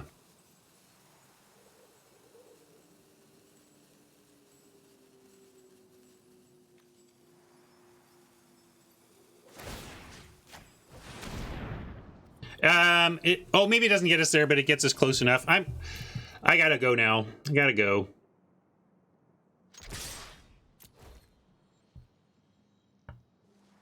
They do have to put 2 on the 5/3 and 1 on the 3/3, or they are dead, though, so we should get everything here. I don't know, maybe I made it worse, but it's still, they need to block with everything. That's they either need to lose everything they've got or use the trick in hand, but either way, we shouldn't die next turn unless they top deck on us. This could be good, though. You know, they're going to get a lot of cards here, though. The Avenger coming back, so there's that as well.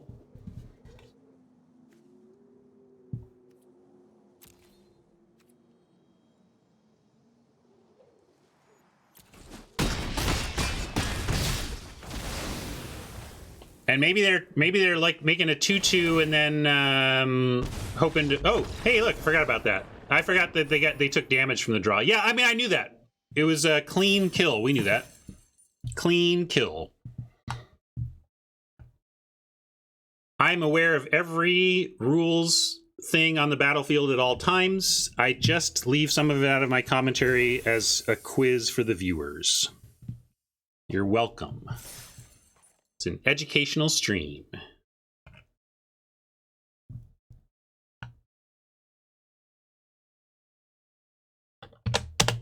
Glad you saw it.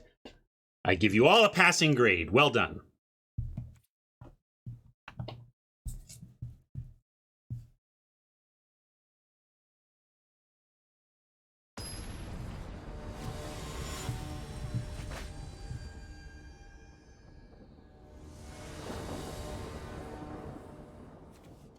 Oppo going first. We have a decent opener here. Probably go with the Quakebringer Foretelling on 2, or maybe Bolt Foretelling. Maybe Bolt Foretelling is correct, because then we can set up Raider. I don't know. Well, we'll keep and see where it goes from here.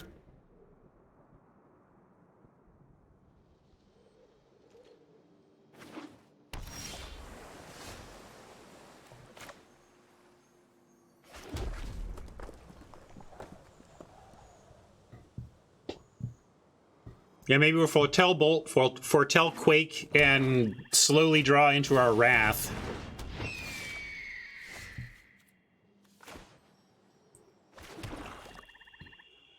Yeah, I'm going to start on Bolt Foretold.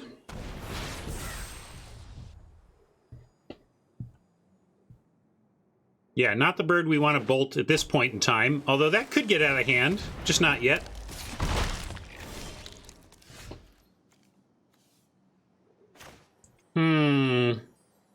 More interested in bolting this bird. And I am going to pitch, I think, the Hoggy Mob to the Raider here. Maybe I should do that before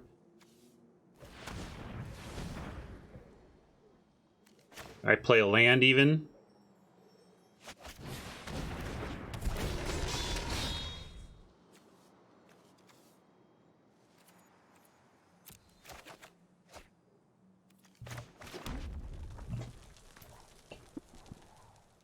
And should we bolt this bird now? Sure. I feel like we've got a lot going on. You know, I'm going to get them while shields are down.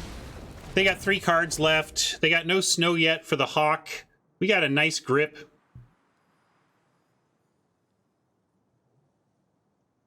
Phrasing Boom maybe wanted to wait and try to get him off the pump. You know, get him with pumping. I don't count on an opponent spending their 4th turn pumping their Mistwalker, though. This is interesting. What do you like pitching here? Feels like the land is super important given the 4 drops in our hand. And the Recruiter helps get stuff back. Yeah, I think this is where we let the Provoke go because we don't care about these 2 creatures very much. I'm gonna let the Provoke go and just keep on with creatures that are bigger than theirs. Land was a greedy play, but with us looking at 4 drops next turn, I really wanted to ensure that we cast a 4 next turn. It'd be pretty disastrous to pitch a mountain and draw another 4+ drop.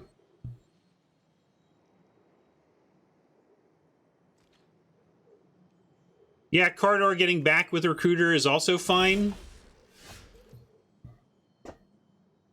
Return for later, though.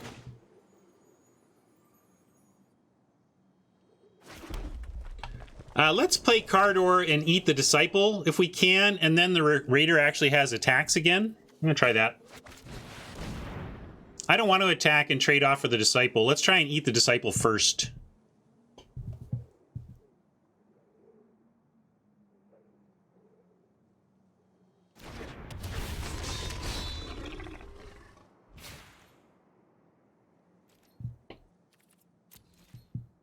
Yeah, if we have to, we can sack the Raider to the Saga for value. Of course, the thing is we don't want to do that sequence for either of these creatures currently. Although now that they've got a snow-covered swamp, the Hawk is a real card.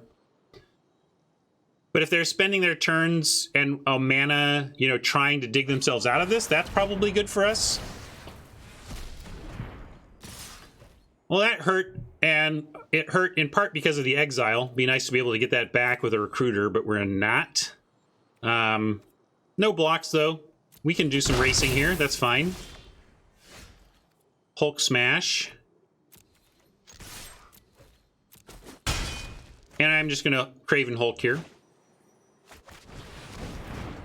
If they kill this, it sets up Quakebringer to do its thing.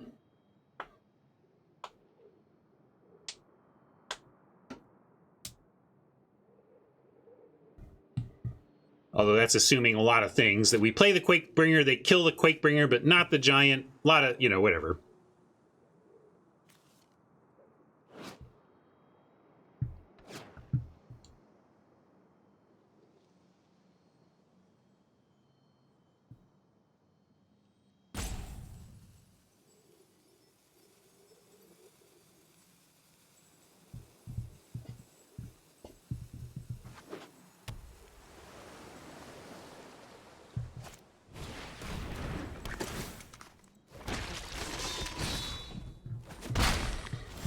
Good. Fine. I want you to block. Not really, but... yeah, we can double Foretell. That's pretty reasonable. I think they're going to block here. Let's see if they'll do that first. You're holding both back? I don't know. What do we, like... all right, I like it.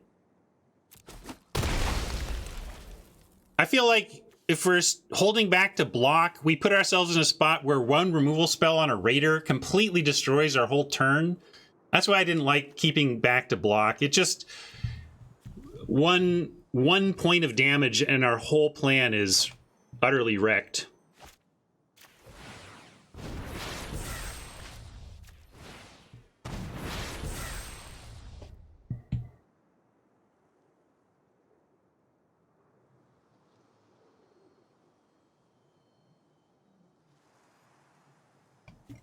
Helm, a strong play, though. They can turn these weenie creatures into real stuff, but at least we can maybe then use our Vicious Return to take out this Disciple. Yeah, I figured that's where they would go with it. And now we can attack. Ooh, I like that too. How about Disciple Reaper here? You go, or do we just want the Quakebringer? Quakebringer. I think I actually want to set up Disciple and Reaper for next turn. Return, sacking Disciple, killing this Disciple. Oh, good point. Sorry, only one black. Keep getting choked on mana I'm not thinking about. So this isn't Flash. Yeah, we're all making plans that we can't do. So that does make me just want to do Bringer then, yeah.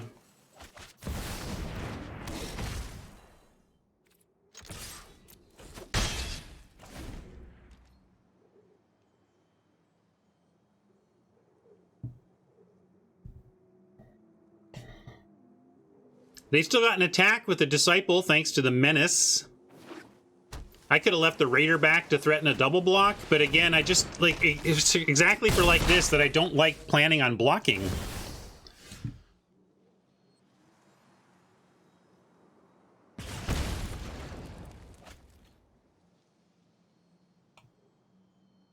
Now we're gonna have to, well, I say we're gonna have to, but we could let them tap and go Fang, but then we don't have anything else to do. I think we're just going to do Vicious Return this turn, so let's let him... No, I think we need to go ahead and return the Disciple.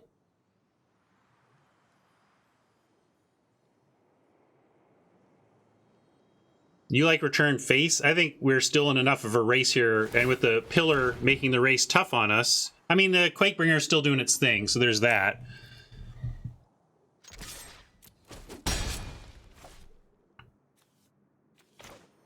But I think you return the bird? How do we not return the,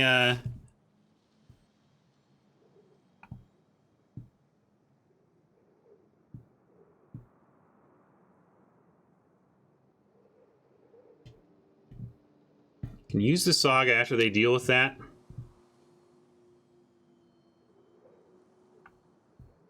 Yeah, like if they want to equip for 4, aren't we okay with that? I guess, and we have a Death Toucher in the air. I guess the Pillar stops that, is the problem. Like we're basically racing...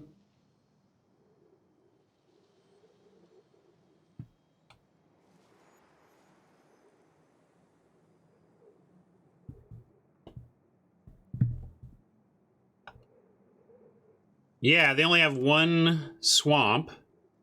Although it's, they don't need to use their snow, or they only have one snow, but they can equip without using the snow.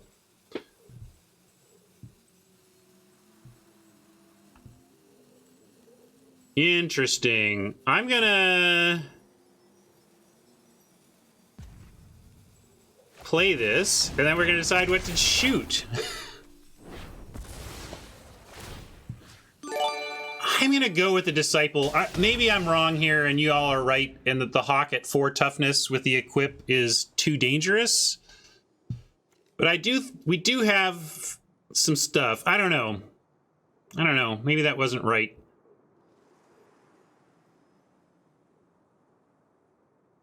Tough format. Lots of decision points.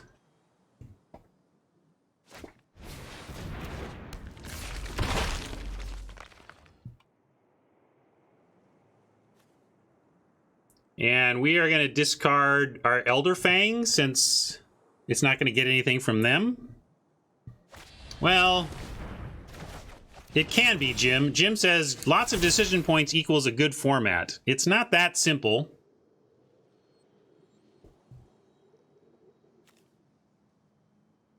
And I'm going to ditch the Disciple.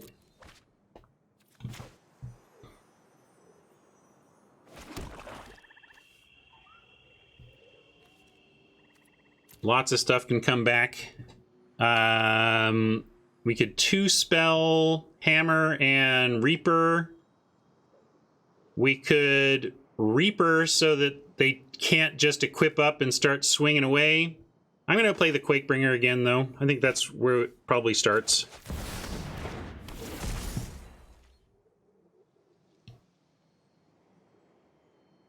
This is a big smack here, though. Might be too late. Might be losing this race with the pillar and the helm here combining for a lot of damage this turn.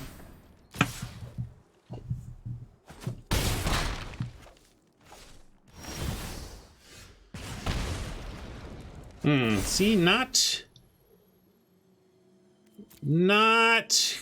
totally dead, because we can get a couple on board now. We can hold the Demon Bolt if they try to move to the Hawk. So we need the Demon Bolt to threaten the Hawk, and we need the Reaper to threaten a double block. And then we need a third creature just to add to the board. And at that point, we can get the Hoggy Mob for a big blocker, or we can get the Disciple to get the last card out of their hand, too. That's true. So I guess they've got... they do have the double play. But let's go Hoggy Mob, then, since we can't really beat what they've got showing anyway. Double Pillar is rough, but they might mess it up if the Demon Bolt, the Demon Bolt being instant speed, could help us out.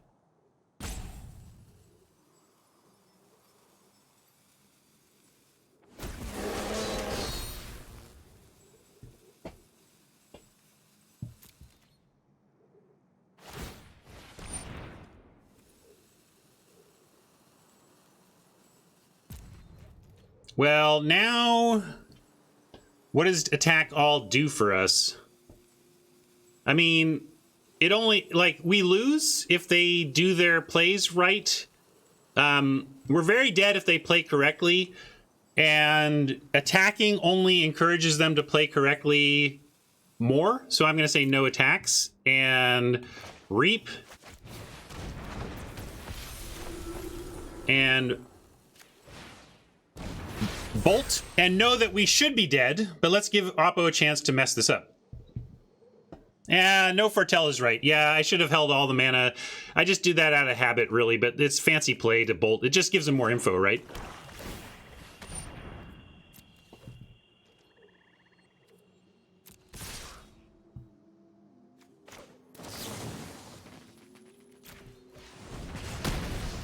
Yeah, that's why we thought we were dead, Timnos. But there was a chance that they decided to. You never know.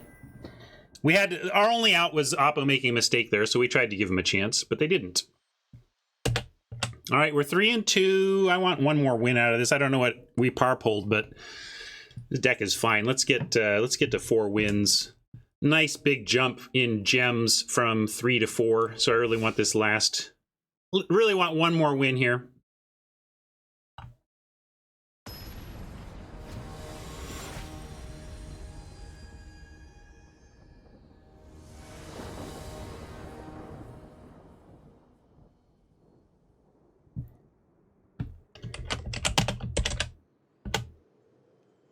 One second.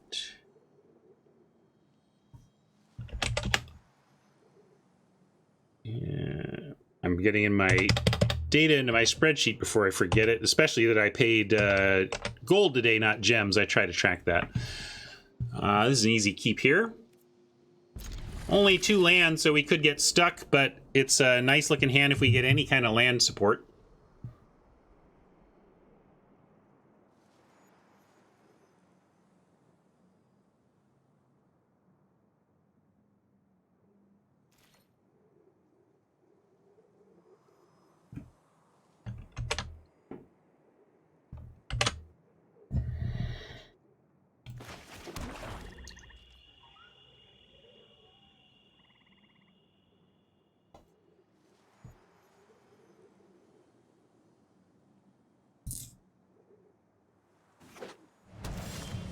All right, got our 3rd land, and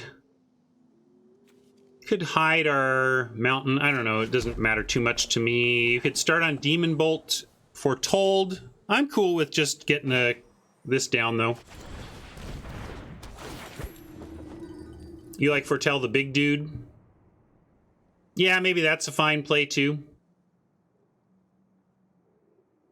I think you're right. It was either Disciple or Foretell the Quakebringer.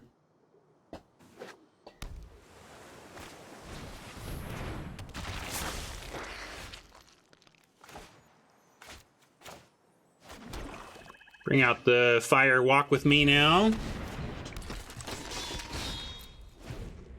If they go to foretell something or other, don't add to the board. Getting in a clean attack with a Firewalker on 4 is super nice. Means you can play any 3-drop or a land that you find. They're leaving a lot of mana up here. I almost want to play the Mountain to have Provoke available during attack, but we have Demon Bolt available during attack if needed, so we don't need to do that. We just send the Firewalker here, see if we get to Boast for no consequence.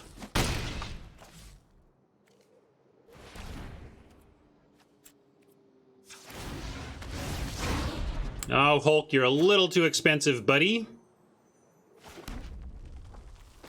We could do the bolt now. Maybe they come up with something we want to bolt, but then maybe we want to just Quakebringer. I mean, we draw a basic land, we just get to play the Quakebringer.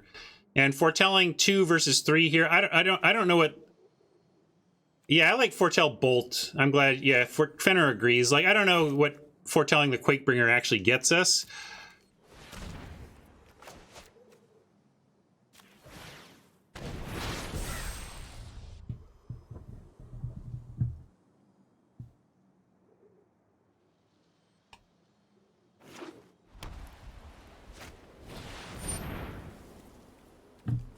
Well, at least this isn't going to get him value.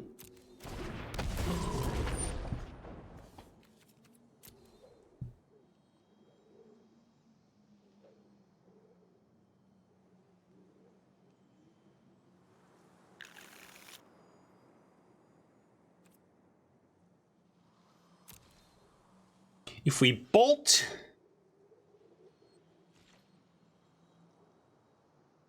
the Carful...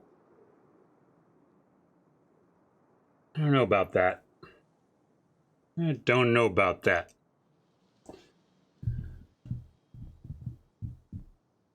I'm going to say no to that plan.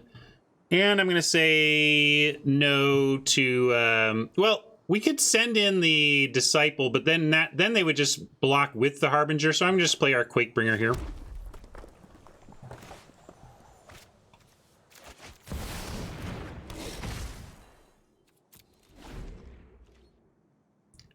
I assume they'll have something for it, but let's make them have it. And hopefully it'll just be death, and we can get it back later. Oh yeah, bind it in gold. That's fine too. Use bite the whatever. What's the blue one? Blue doesn't untap. Bind. I knew it was B-I. I couldn't, but bite didn't sound right. This blue doesn't bite.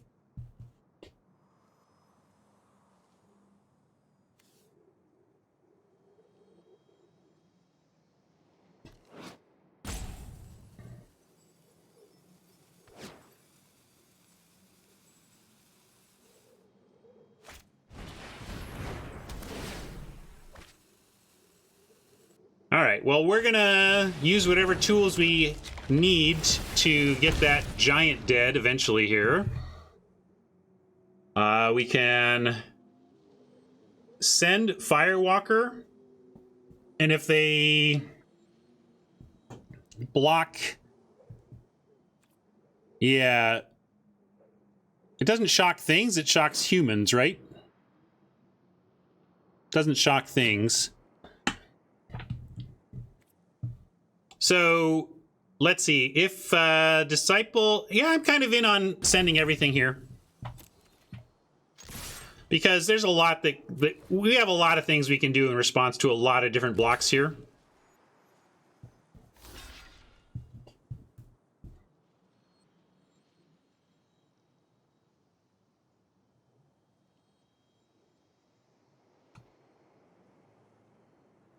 I mean, this is fine though, right? Like, I like this. This gets, like, mainly I wanted to be sure we got rid of the Arcanist. I don't care that we lose a Disciple to a Harbinger on it. they could have gone for Disciple, Arcanist blocking Disciple, which is why I wanted to do it. But let's start with Firewalker.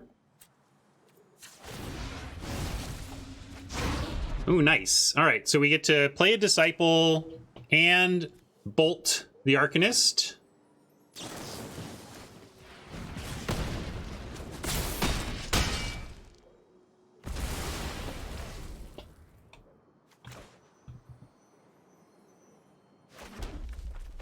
And I'm going to do this over, like, provoking. Some say I never heard of ya.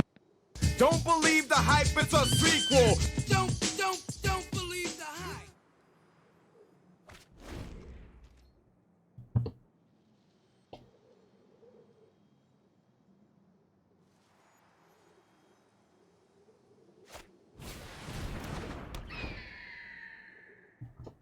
Hat had a play to get him to 5. Maybe so, Hat. I'm just doing my board control nonsense, I guess. Now, if we send in 5/4 on the provoke, they don't really have the blocks. They can block and pump to try and combine with everything to take it out, but then we utterly blow them out. So we're going to start with just a Quakebringer, no. We could send the Disciple to be able to provoke the Mistwalker out, but we're really just sending Quakebringer until they show that they have something to do about it. Because they could have they might have deal 5 to a tapped creature here. That would do it. We have good follows, though, if they do have removal for our Quaker.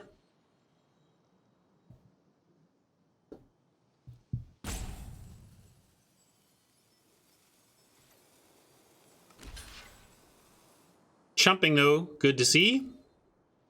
Assuming that's what's coming here. Chump. We have enough card draw. Like, we do have stuff that needs to discard. But we also have a burn spell that gets up to 3 damage with this. So I'm playing this and the mob.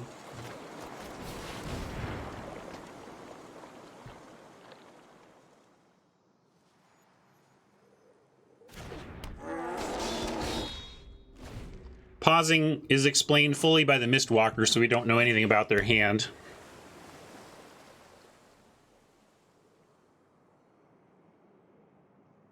Yeah, Wrath would be rough, but I mean, I'm not playing around that.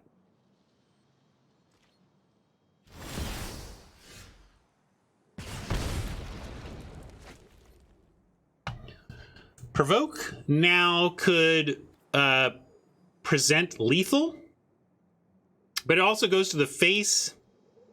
I think we hold the provoke and just keep swinging away. And if they want to not block, or they want to spend time blocking the Disciple, we basically win. So we're going to send everything.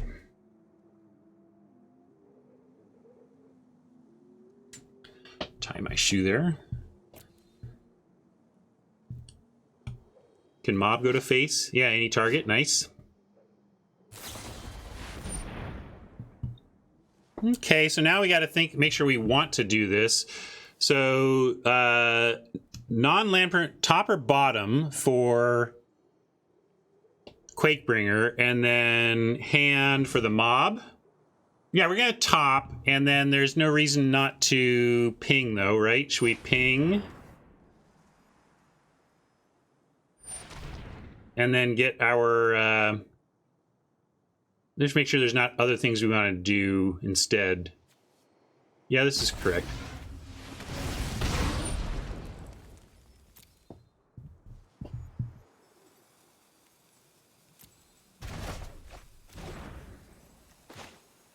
Replay the mob. Oh, got to go to blockers. Well, we could provoke if we wanted to kill this Mistwalker. But I think we can just do that next turn. I still think I just want a big creature out. And I'm going to play the swamp. Like, we know what we're drawing here. 1, 2, 3, 4, 5, 6, 7, 8. Oh, we can't 2-spell it, though, so maybe I shouldn't have.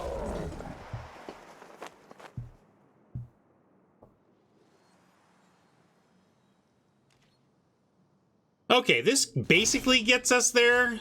Because we get to provoke face, play the Quakebringer. Oh, sorry, we get to mob face, play Quakebringer, and then provoke face. So I have not cast it yet. This is the first time it's been cast against me. I've heard people say that it's okay, but I think it's going to be matchup dependent for sure. You're not keeping this in against Boros or anything. Anyway, we're going to go with the plan. They have to block. Ping face.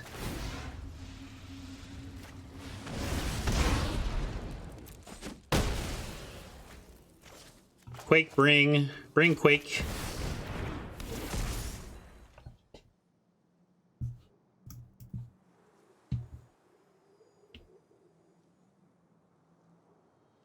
Now, if either of these survives, the provoke finishes them off. So they need to get rid of both of these creatures somehow. So each of these needs to remove a 5/4, and then they have a chance. Even if they countered the Quake on the way back down, then our play is mob, 1 point to face, provoke, 3 points to face. So we have a lot of avenues to victory here through one answer. They need 2 answers.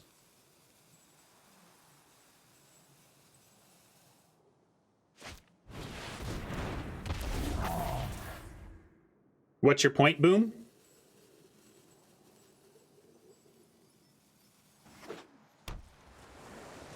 Yes, it's a troll, not a giant.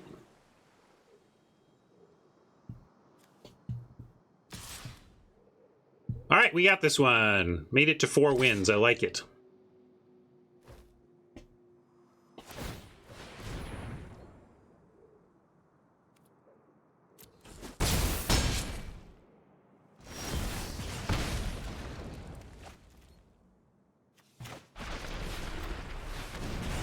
To the face. We were talking about provoke, not exciting, not great. 4 mana, instant speed, 3 damage, and a medium. But medium to the face for the victory is all right. See ya, Oni. Burn to the face, just like Oni drew it up.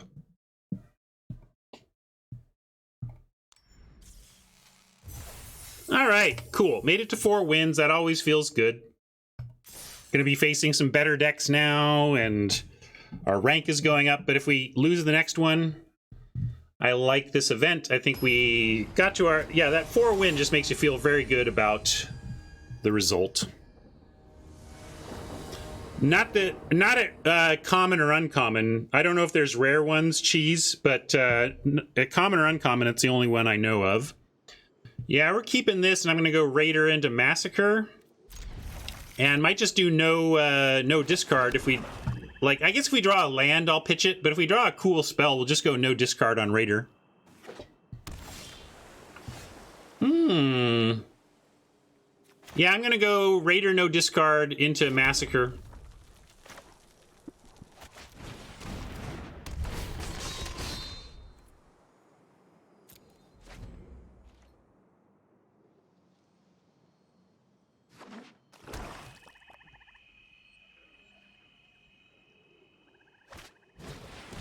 Ooh, very nice. But we'll get a card out of that, and next turn, potentially we'll even Demon Bolt the Harbinger if it gets it through. We'll see. But really, I just want it to survive to draw a card off Chapter 2 here. That's what I want.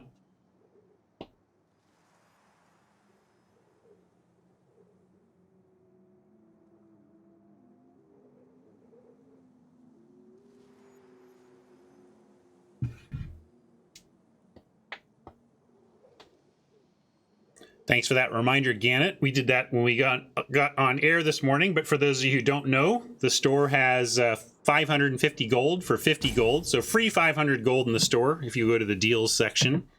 Basically, Wizards is willing to pay you 500 gold to be reminded that they have a deals section. Strategic planning, perfect for us. That's not going to be great for Oppo. I am going to bolt the Harbinger and just draw here. Keep the Raider alive.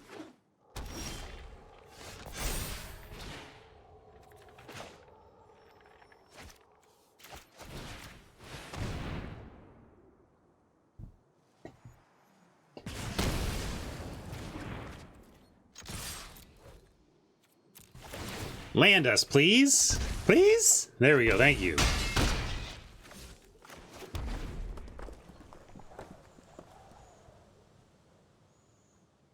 Having a double mana burst would be nice, too, if we can keep all of our berserkers alive. We're on 17. This has some stuff that's trying to do at the top end that makes me not want to go to 16 here. We got, like, 3 5s and some mana sinks.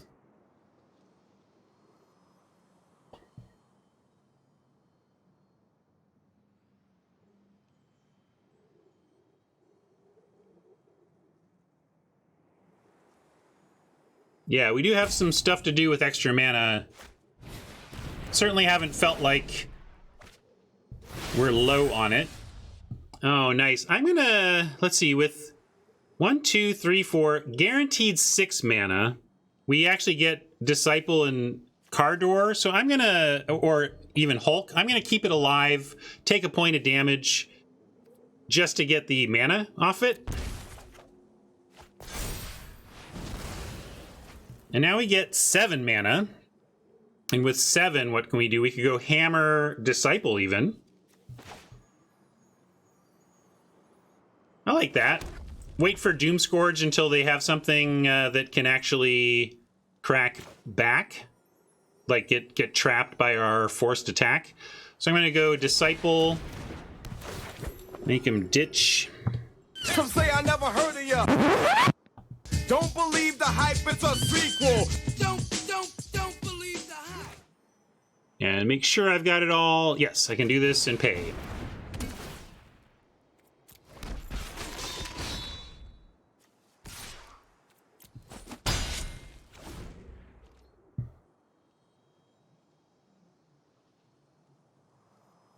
Could move the hammer over to the 03 Berserker and make it a 3/3 Menace again. We can, let's wait and see what they do.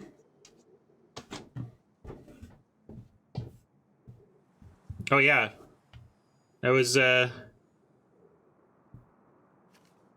nice to get that mana there.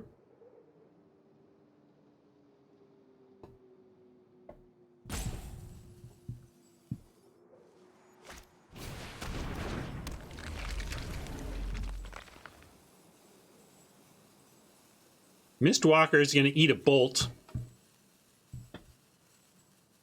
And hammer. Oh, they got rid of the hammer itself. Okay. So now with the inability to pump this in any way, we're going to go ahead and take the action. Kennel Master is a really nice draw here. It lets us... Well, I still think we just want to... Never mind. I just want to bolt and attack. We'll wait for this next turn. Let's clear the air and get in for a nice chunk.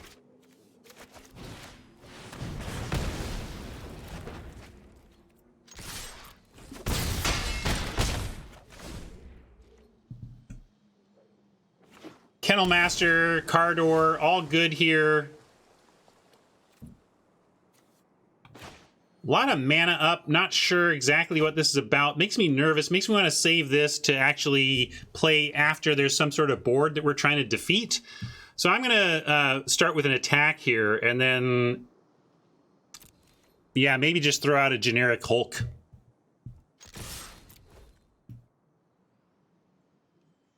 Run ashore, sure. There's lots of things it could be, so let's see what they got.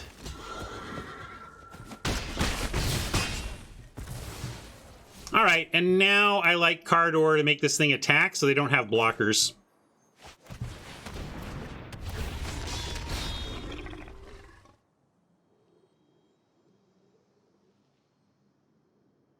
With Kennel Master behind, we're going to get through for some nice damage.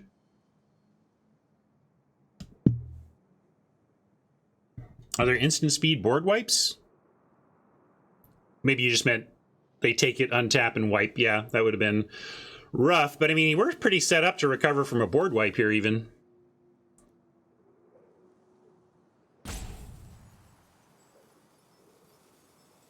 Well, there's not overextending into a sweeper, and then there's not killing your opponent at 4 while you can, right? I mean, I don't want to...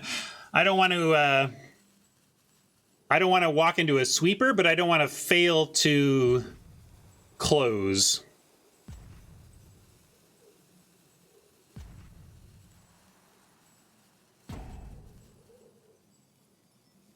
Somewhat representative of the male-dominated game it was at the time, but back when I learned Magic in the mid-90s, the first bit of, the first heuristic that my friend Chris and I came to understand and learn about Magic, because it's funny, sometimes in Magic people just, I still am that way, control the board, but the our mantra early on in the game was when you've got your opponent by the balls, don't jiggle, damn it, squeeze.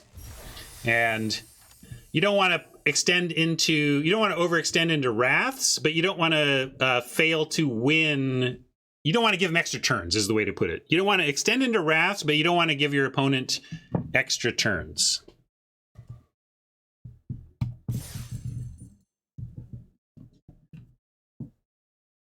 And 5 wins. You know what that means.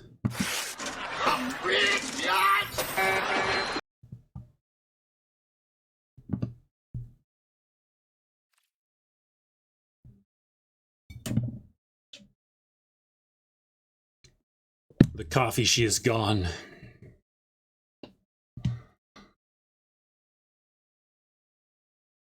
But amazing how we needed that lesson early on. Like, there would be times where somehow learning Magic could be like, I'm going to not attack. Why aren't you attacking? I'm scared. You've got cards and mana, so I'm just going to not attack. Right?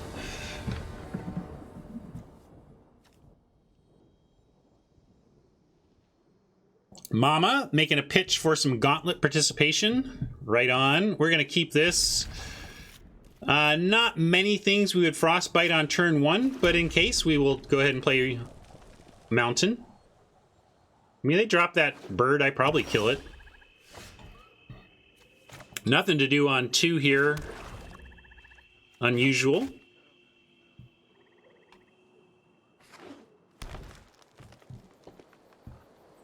Yep, free spell with Bergie out. And do we want Bergie out? Probably. Something to do on 3. I'm not going to pass because we want to play this on 5 or something. Well, I don't like this card a lot, but Oppo has managed to do something on 2 and we haven't, so there's that. Harold is going to eat a Frostbite for sure. But let's start with Berg.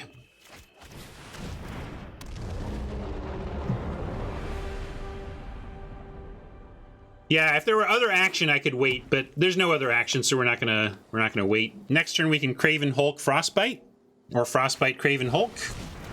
Either way.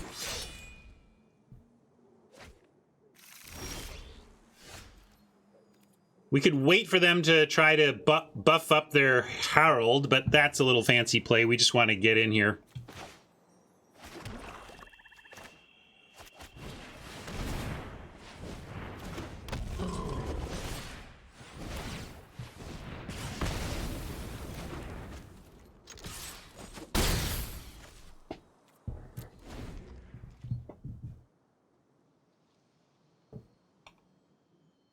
This is a great 7 power on board with our Oppo on an empty board is fantastic. They go land counter. That could be pretty good. But that's not a worry at all, really. In this case, we're just going to drop Mountain, Kennel Master, and both and go. Although they don't even need Kennel Master. Maybe I just provoke the Berserker and go. Yeah, we could just we could provoke and then drop the Raider and then have Kennel Master next turn to pump the Raider, which is even better. Let's start there. Oh, you like maybe provoke the Hulk? I think Jinx just wants to use this for the other claws. I'm not even I don't even think of the other claws, but it's a good point. We may want to, but I only do that if we're gonna win that way. Yeah, but 5 isn't 0. Let's just play our game.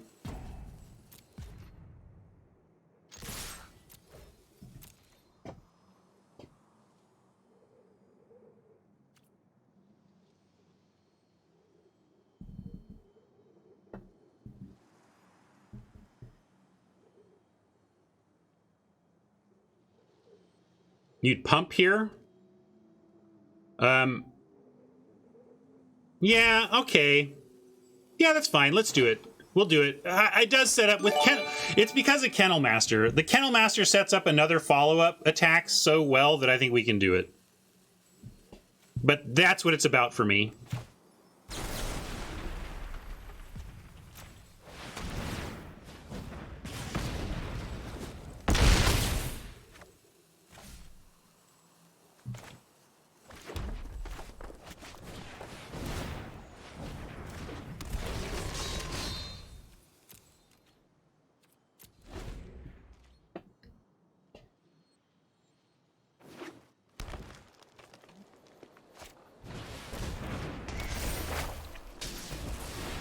Boo! Boo. We cannot do both of these either, but we can Kennel Master the Raider and still make them block. So not as good as it could have been, but we're still okay.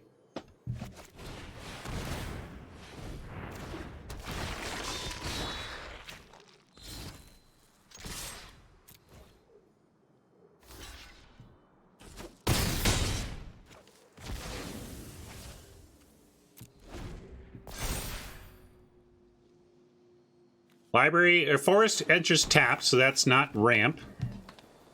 Kettle Master is pretty good. Kettle Corn. He's got a booth outside of the stadium.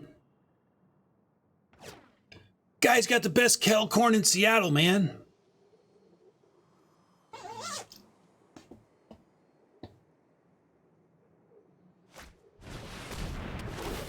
Wow. Oppo with perfectness to survive. Look at that. I didn't think they'd be able to do it, but look at that.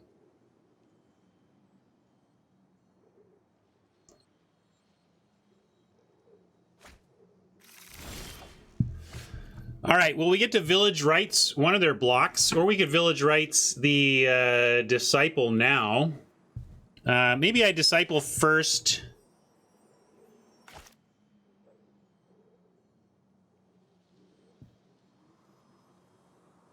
I mean, obviously they're going to put Harold on Bergie, Chump, and try to trade. The reason I'm pausing, Jinx, is that there are cards in the...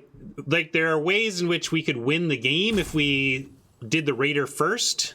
But I think it's not reliable enough, and we should just send in first and be... Basically, look to rights away probably the Raider. Yeah, that's the other thing. We could just take the trade, and we could rights away the Elder Fang. Maybe that's correct. Yeah, let's do that.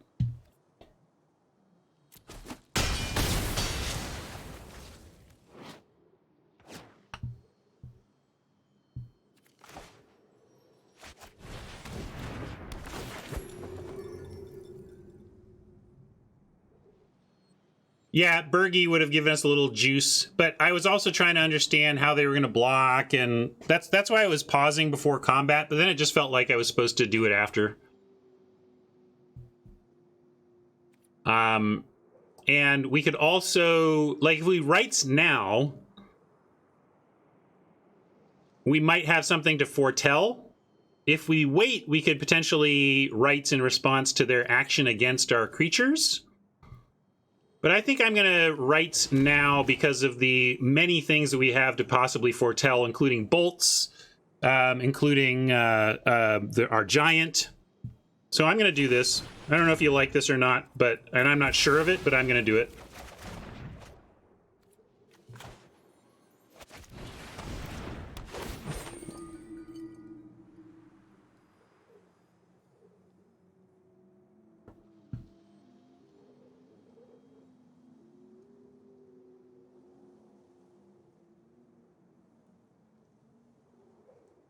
I've gotten wrecked by some pretty decent elf decks, but it tends to take the uncommons and rares to make me really fear them.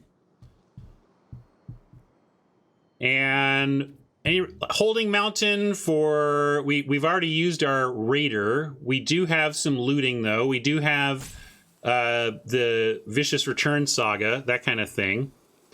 I'm going to hold it there are things we want to do with pitching. Like, if we draw that Saga, I'll be glad to have the Mountain in hand still. And if we draw something that needs the Mountain, we play it and still have it. If they have Skull Raid, we stop them from drawing an extra card.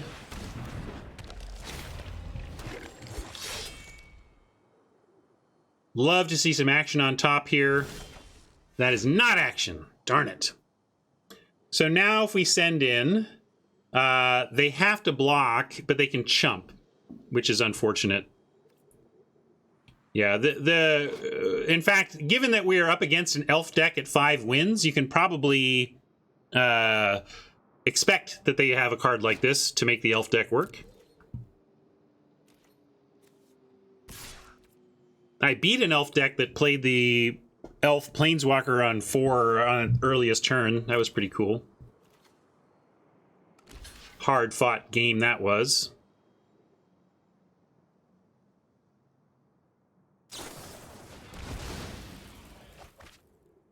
No, we don't have Provoke. We decided to use it to try and win the game. Chat talked me into using it as damage to face. See how that's working out. Thanks, chat.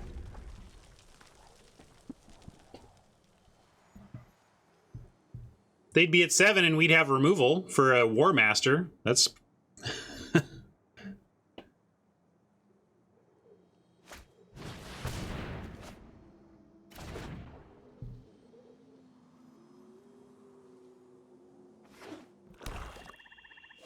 Oh yeah, I'm just being results oriented for funsies. We made decisions that made sense at the time.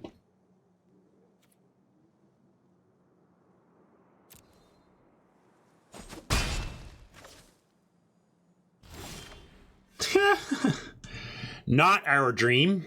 Yeah, if they can't gain life, that giant just still wins us the game, but if they have a Dusk Wielder that's going to get him out of range, though. We'll see if they attack with it. I'm going to hold the swamp again. They might do another Skull Raid.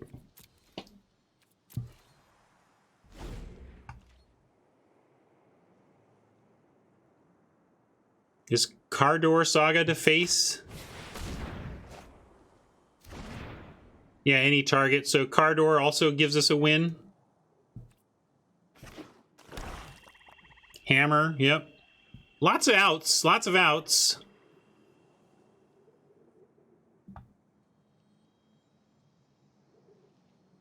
Oh, Jinx with the suggestion. Think about that. Drawing something other than lands. Bold strategy. Does that count? We get their last card, but still not great for us here.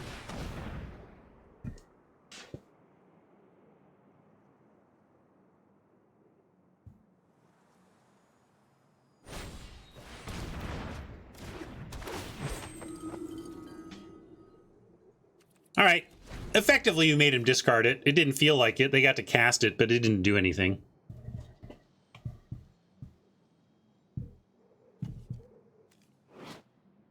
Seven mana, +2/+2 Death Touch Elves. So we really do need some reach here. We want to go to the face if possible. You gonna play another land or what? Interesting that they went with that. Yeah, they're getting so wide now, it's like it's really going to come down to our ability to get to their face, I think. We can also keep drawing lands. Oh, here comes the flood. Skull Raid is fine in aggro. You finish off their ability to answer your early plays. It's kind of a top-end play for closing out a game when you're aggro.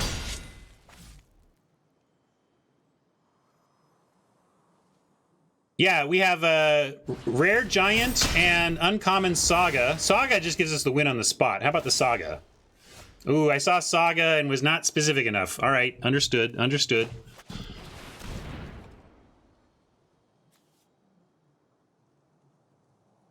Magic gods are like, hee hee. You asked for a Saga, we gave it to you. Hee hee hee. Magic gods. Ugh.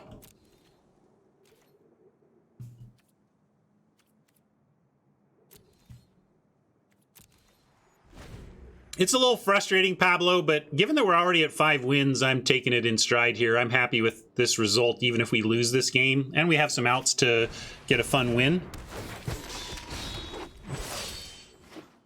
Come on, one time. Saga. Other Saga. Other Saga. Here we go. Here we go. Come on. Provokes in the yard. No provoke outs. No provoke outs. We need Sagas.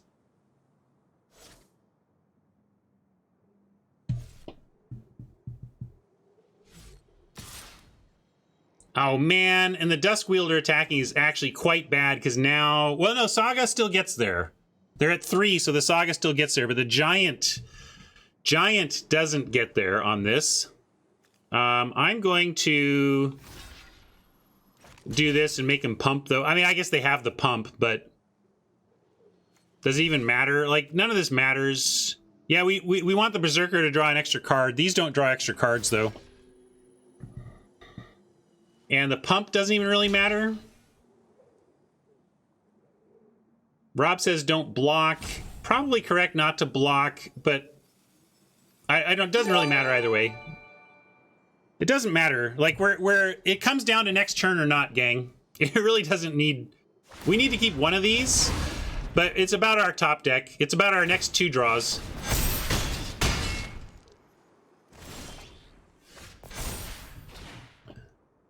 We are not necessarily dead. We have an out. We do have an out, gang. We're just mostly, as we say. Your friend here is only mostly dead.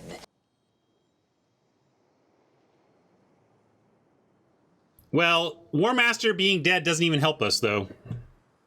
Right? What does that get us? We need to attack and get one more card.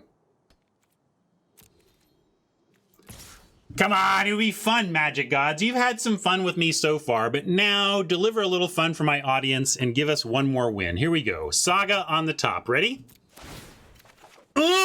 Yeah! Thank you, Magic Gods. Thank you. They see it. They see the value.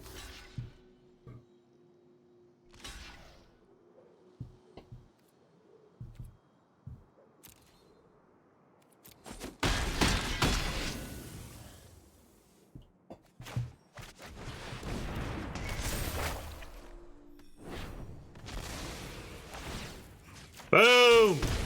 Oh, yeah. Nice. Played to our outs and got there. Sometimes it works.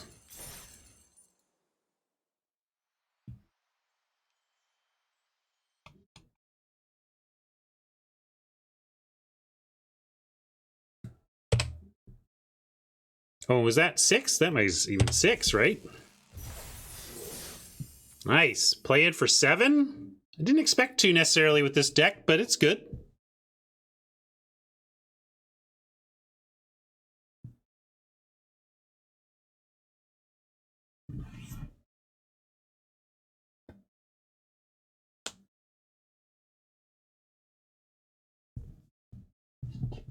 Nice when you play to your outs and it works out. Obviously, we were dogs to get there, but we figured out exactly what could win us the game and found it. Good on us.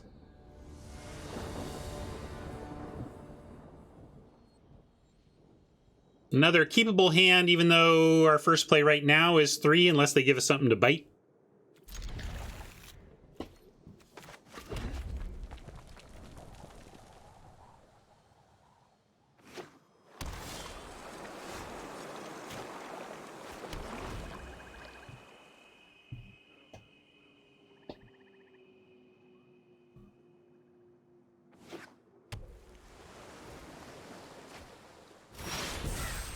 All right, good. Found our 4th land. That's going to be helpful. And we are, yeah, it'd be nice to, I want to try the horn at some point too, but not going to be this game unless we reanimate this and recast it, because I'm playing Bergie here.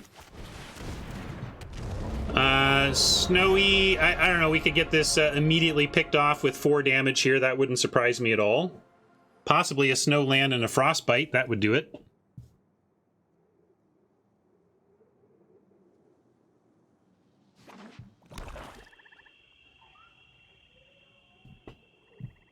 Do I make you Bergie?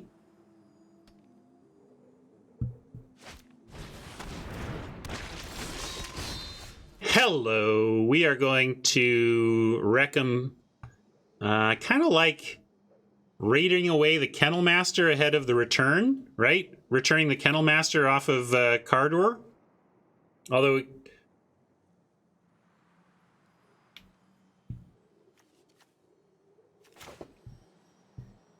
yeah, let's do that. Bite, get some mana, Cardor attack.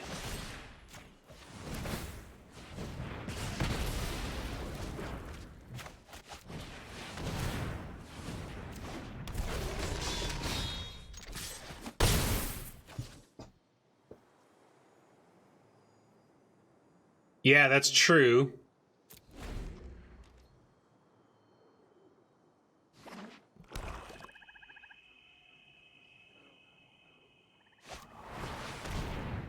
Now we don't have the we don't have that mana guaranteed, but this is fine. I like well,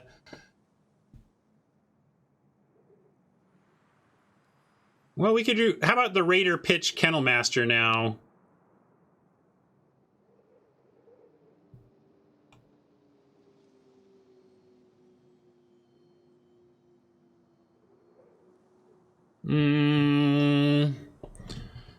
Start with an attack. We're not playing the... yeah, I can at least start with an attack. Yeah, our hand is just generally pretty good. That's what I'm thinking. So we could also do Raider no value.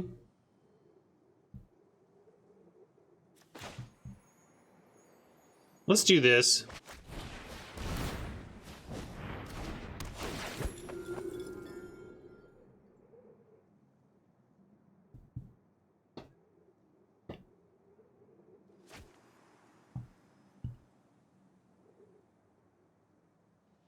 And Raider, no change. Yeah, let's do... Hammer would wait. That's what I'm thinking. Like, we could save this to get value out of it. But they're also... they have no creatures, no board. I like pressure. I'm with Fenor.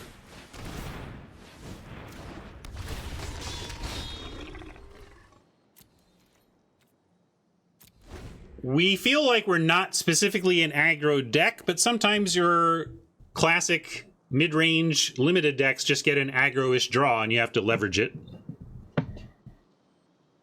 I was thinking about it, Rob, but I like just trying to draw our land naturally and just casting this thing, then letting it die and then getting it back. Like, this is all good. If they come up with something that we need to kill, we Cardor Disciple, and if they don't and we draw a land, we can Kennel Master. Let's see what they are going to do here. I feel like something's... oh, Narfi. I don't know what that does, but I got to come over here and do my work. Chief, mate, what do you want to do tonight? The same thing we do every night, Pinky. Try to take over the world. All right, they're spinning wheels, so really would love to draw a basic land here and be able to Kennel Master. All right, so no luck on that front, but we could go attack, Vicious Return, Disciple, you know, face, but I think we just go Hulk in that case, right?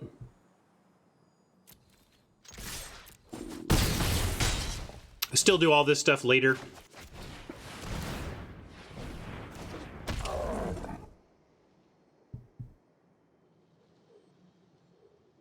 Foil King, reach out to Hat.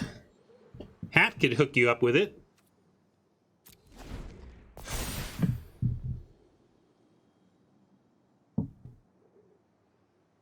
I suppose I could too. Just reach out to GoingOptimal@gmail.com.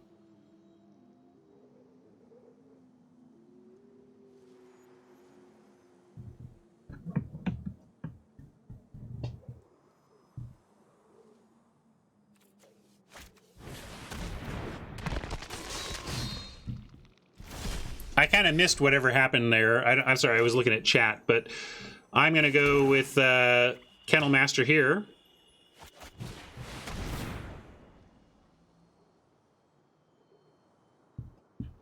And I like Bergie Raider with this Kennel Master. They can trade with the Hulk if they want. Oh, Carter was GG. Maybe I'm not sequencing at my best here. A little distracted. All right, so now they've got a stroke. We send in everything still, right? And they can trade for the Bergie, and that's okay. But they take 4, 5, 6, 7, and then we have Carter for the win.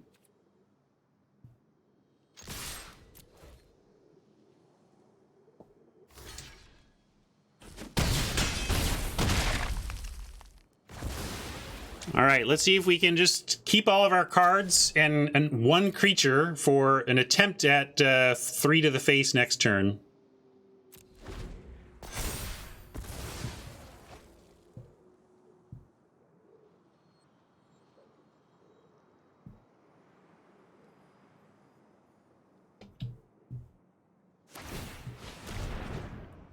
That's not going to do it. That's not going to do it. All right. We did it, gang. How about that? 7 wins.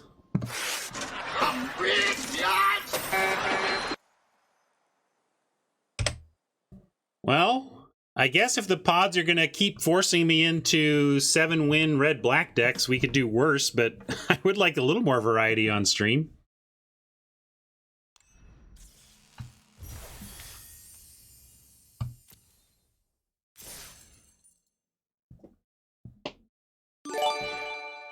So, what are we going to do? I guess take our wins when the game offers them and be thankful. Rakdos wins again.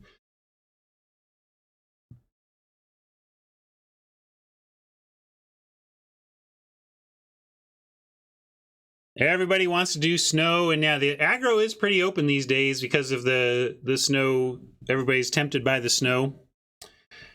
Visit to the puppet store. Oh, Scott. Oh, no, Scott. You think I'm giving up puppets because I randomly won 7 wins on a random day? No. No. Think I'm going to give up that leverage over Mama because I won? No. Favorite archetype in this format? Well, I mean, I suppose the evidence suggests that red-black is my favorite archetype from the amount I've drafted it, but honestly, I like 5-color good stuff being a thing. I don't know if I like it being snow. I'm pretty conflicted. I like dirtly nonsense as much as the next dirtle, but I don't love what the weirdness of snow does to the format. Is that fair? It's like my least favorite and most favorite. I love that it exists to be dirtily and random and greedy. I don't like I'm going to third pick this snow island. I'm going to commit myself to a strategy that has no off-ramp whatsoever. I'm in. I'm doing this and I'm in and there's no way out. So I don't love that. I don't love how snow traps you, and I don't love how it perverts the draft around it in this kind of weird way of all or nothing. Not that you can't splash. I mean, we've seen successful splashing of snow, and that's what we were doing early. But now that the conventional wisdom of the format is all in or nothing on snow, it makes me like it. It makes me feel like this is Ikoria and cycling in some ways, where similarly in Ikoria, if you went hard at the cycling deck and you didn't get there, you were air. You were just a deck full of air, right? And then it's air to nothing. And then it could really trap you into a bad cycling deck but you felt compelled to because you also know that if I do this the right way, if I do this right, I have the best deck of the table. And yeah, pod play really helps with snow somewhat. I wonder if how much not playing against the people we're drafting against is allowing the snow to happen, because I will make some more aggressive anti-snow picks if I know I'm going to be playing against that pod.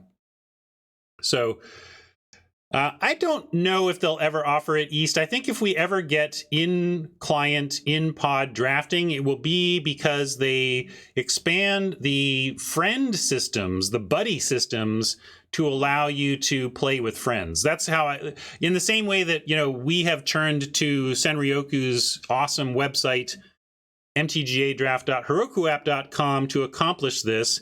Really what it's allowing us to do is play with friends, draft and play with a single group of people that we have hand selected. And clearly it's something that we want to do. Clearly, not only just in-pod play is nice, but the hand selection of opponents.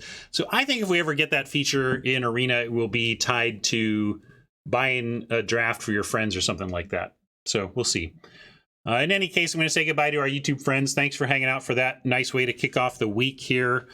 Maybe tomorrow it'll be something other than red-black. Maybe tomorrow will be red-black and we'll 7-win again. I don't know. I'm going to keep taking the best card out of that first pack and see where we go from there, right? That's all we can do. 7 wins, pretty good. See ya.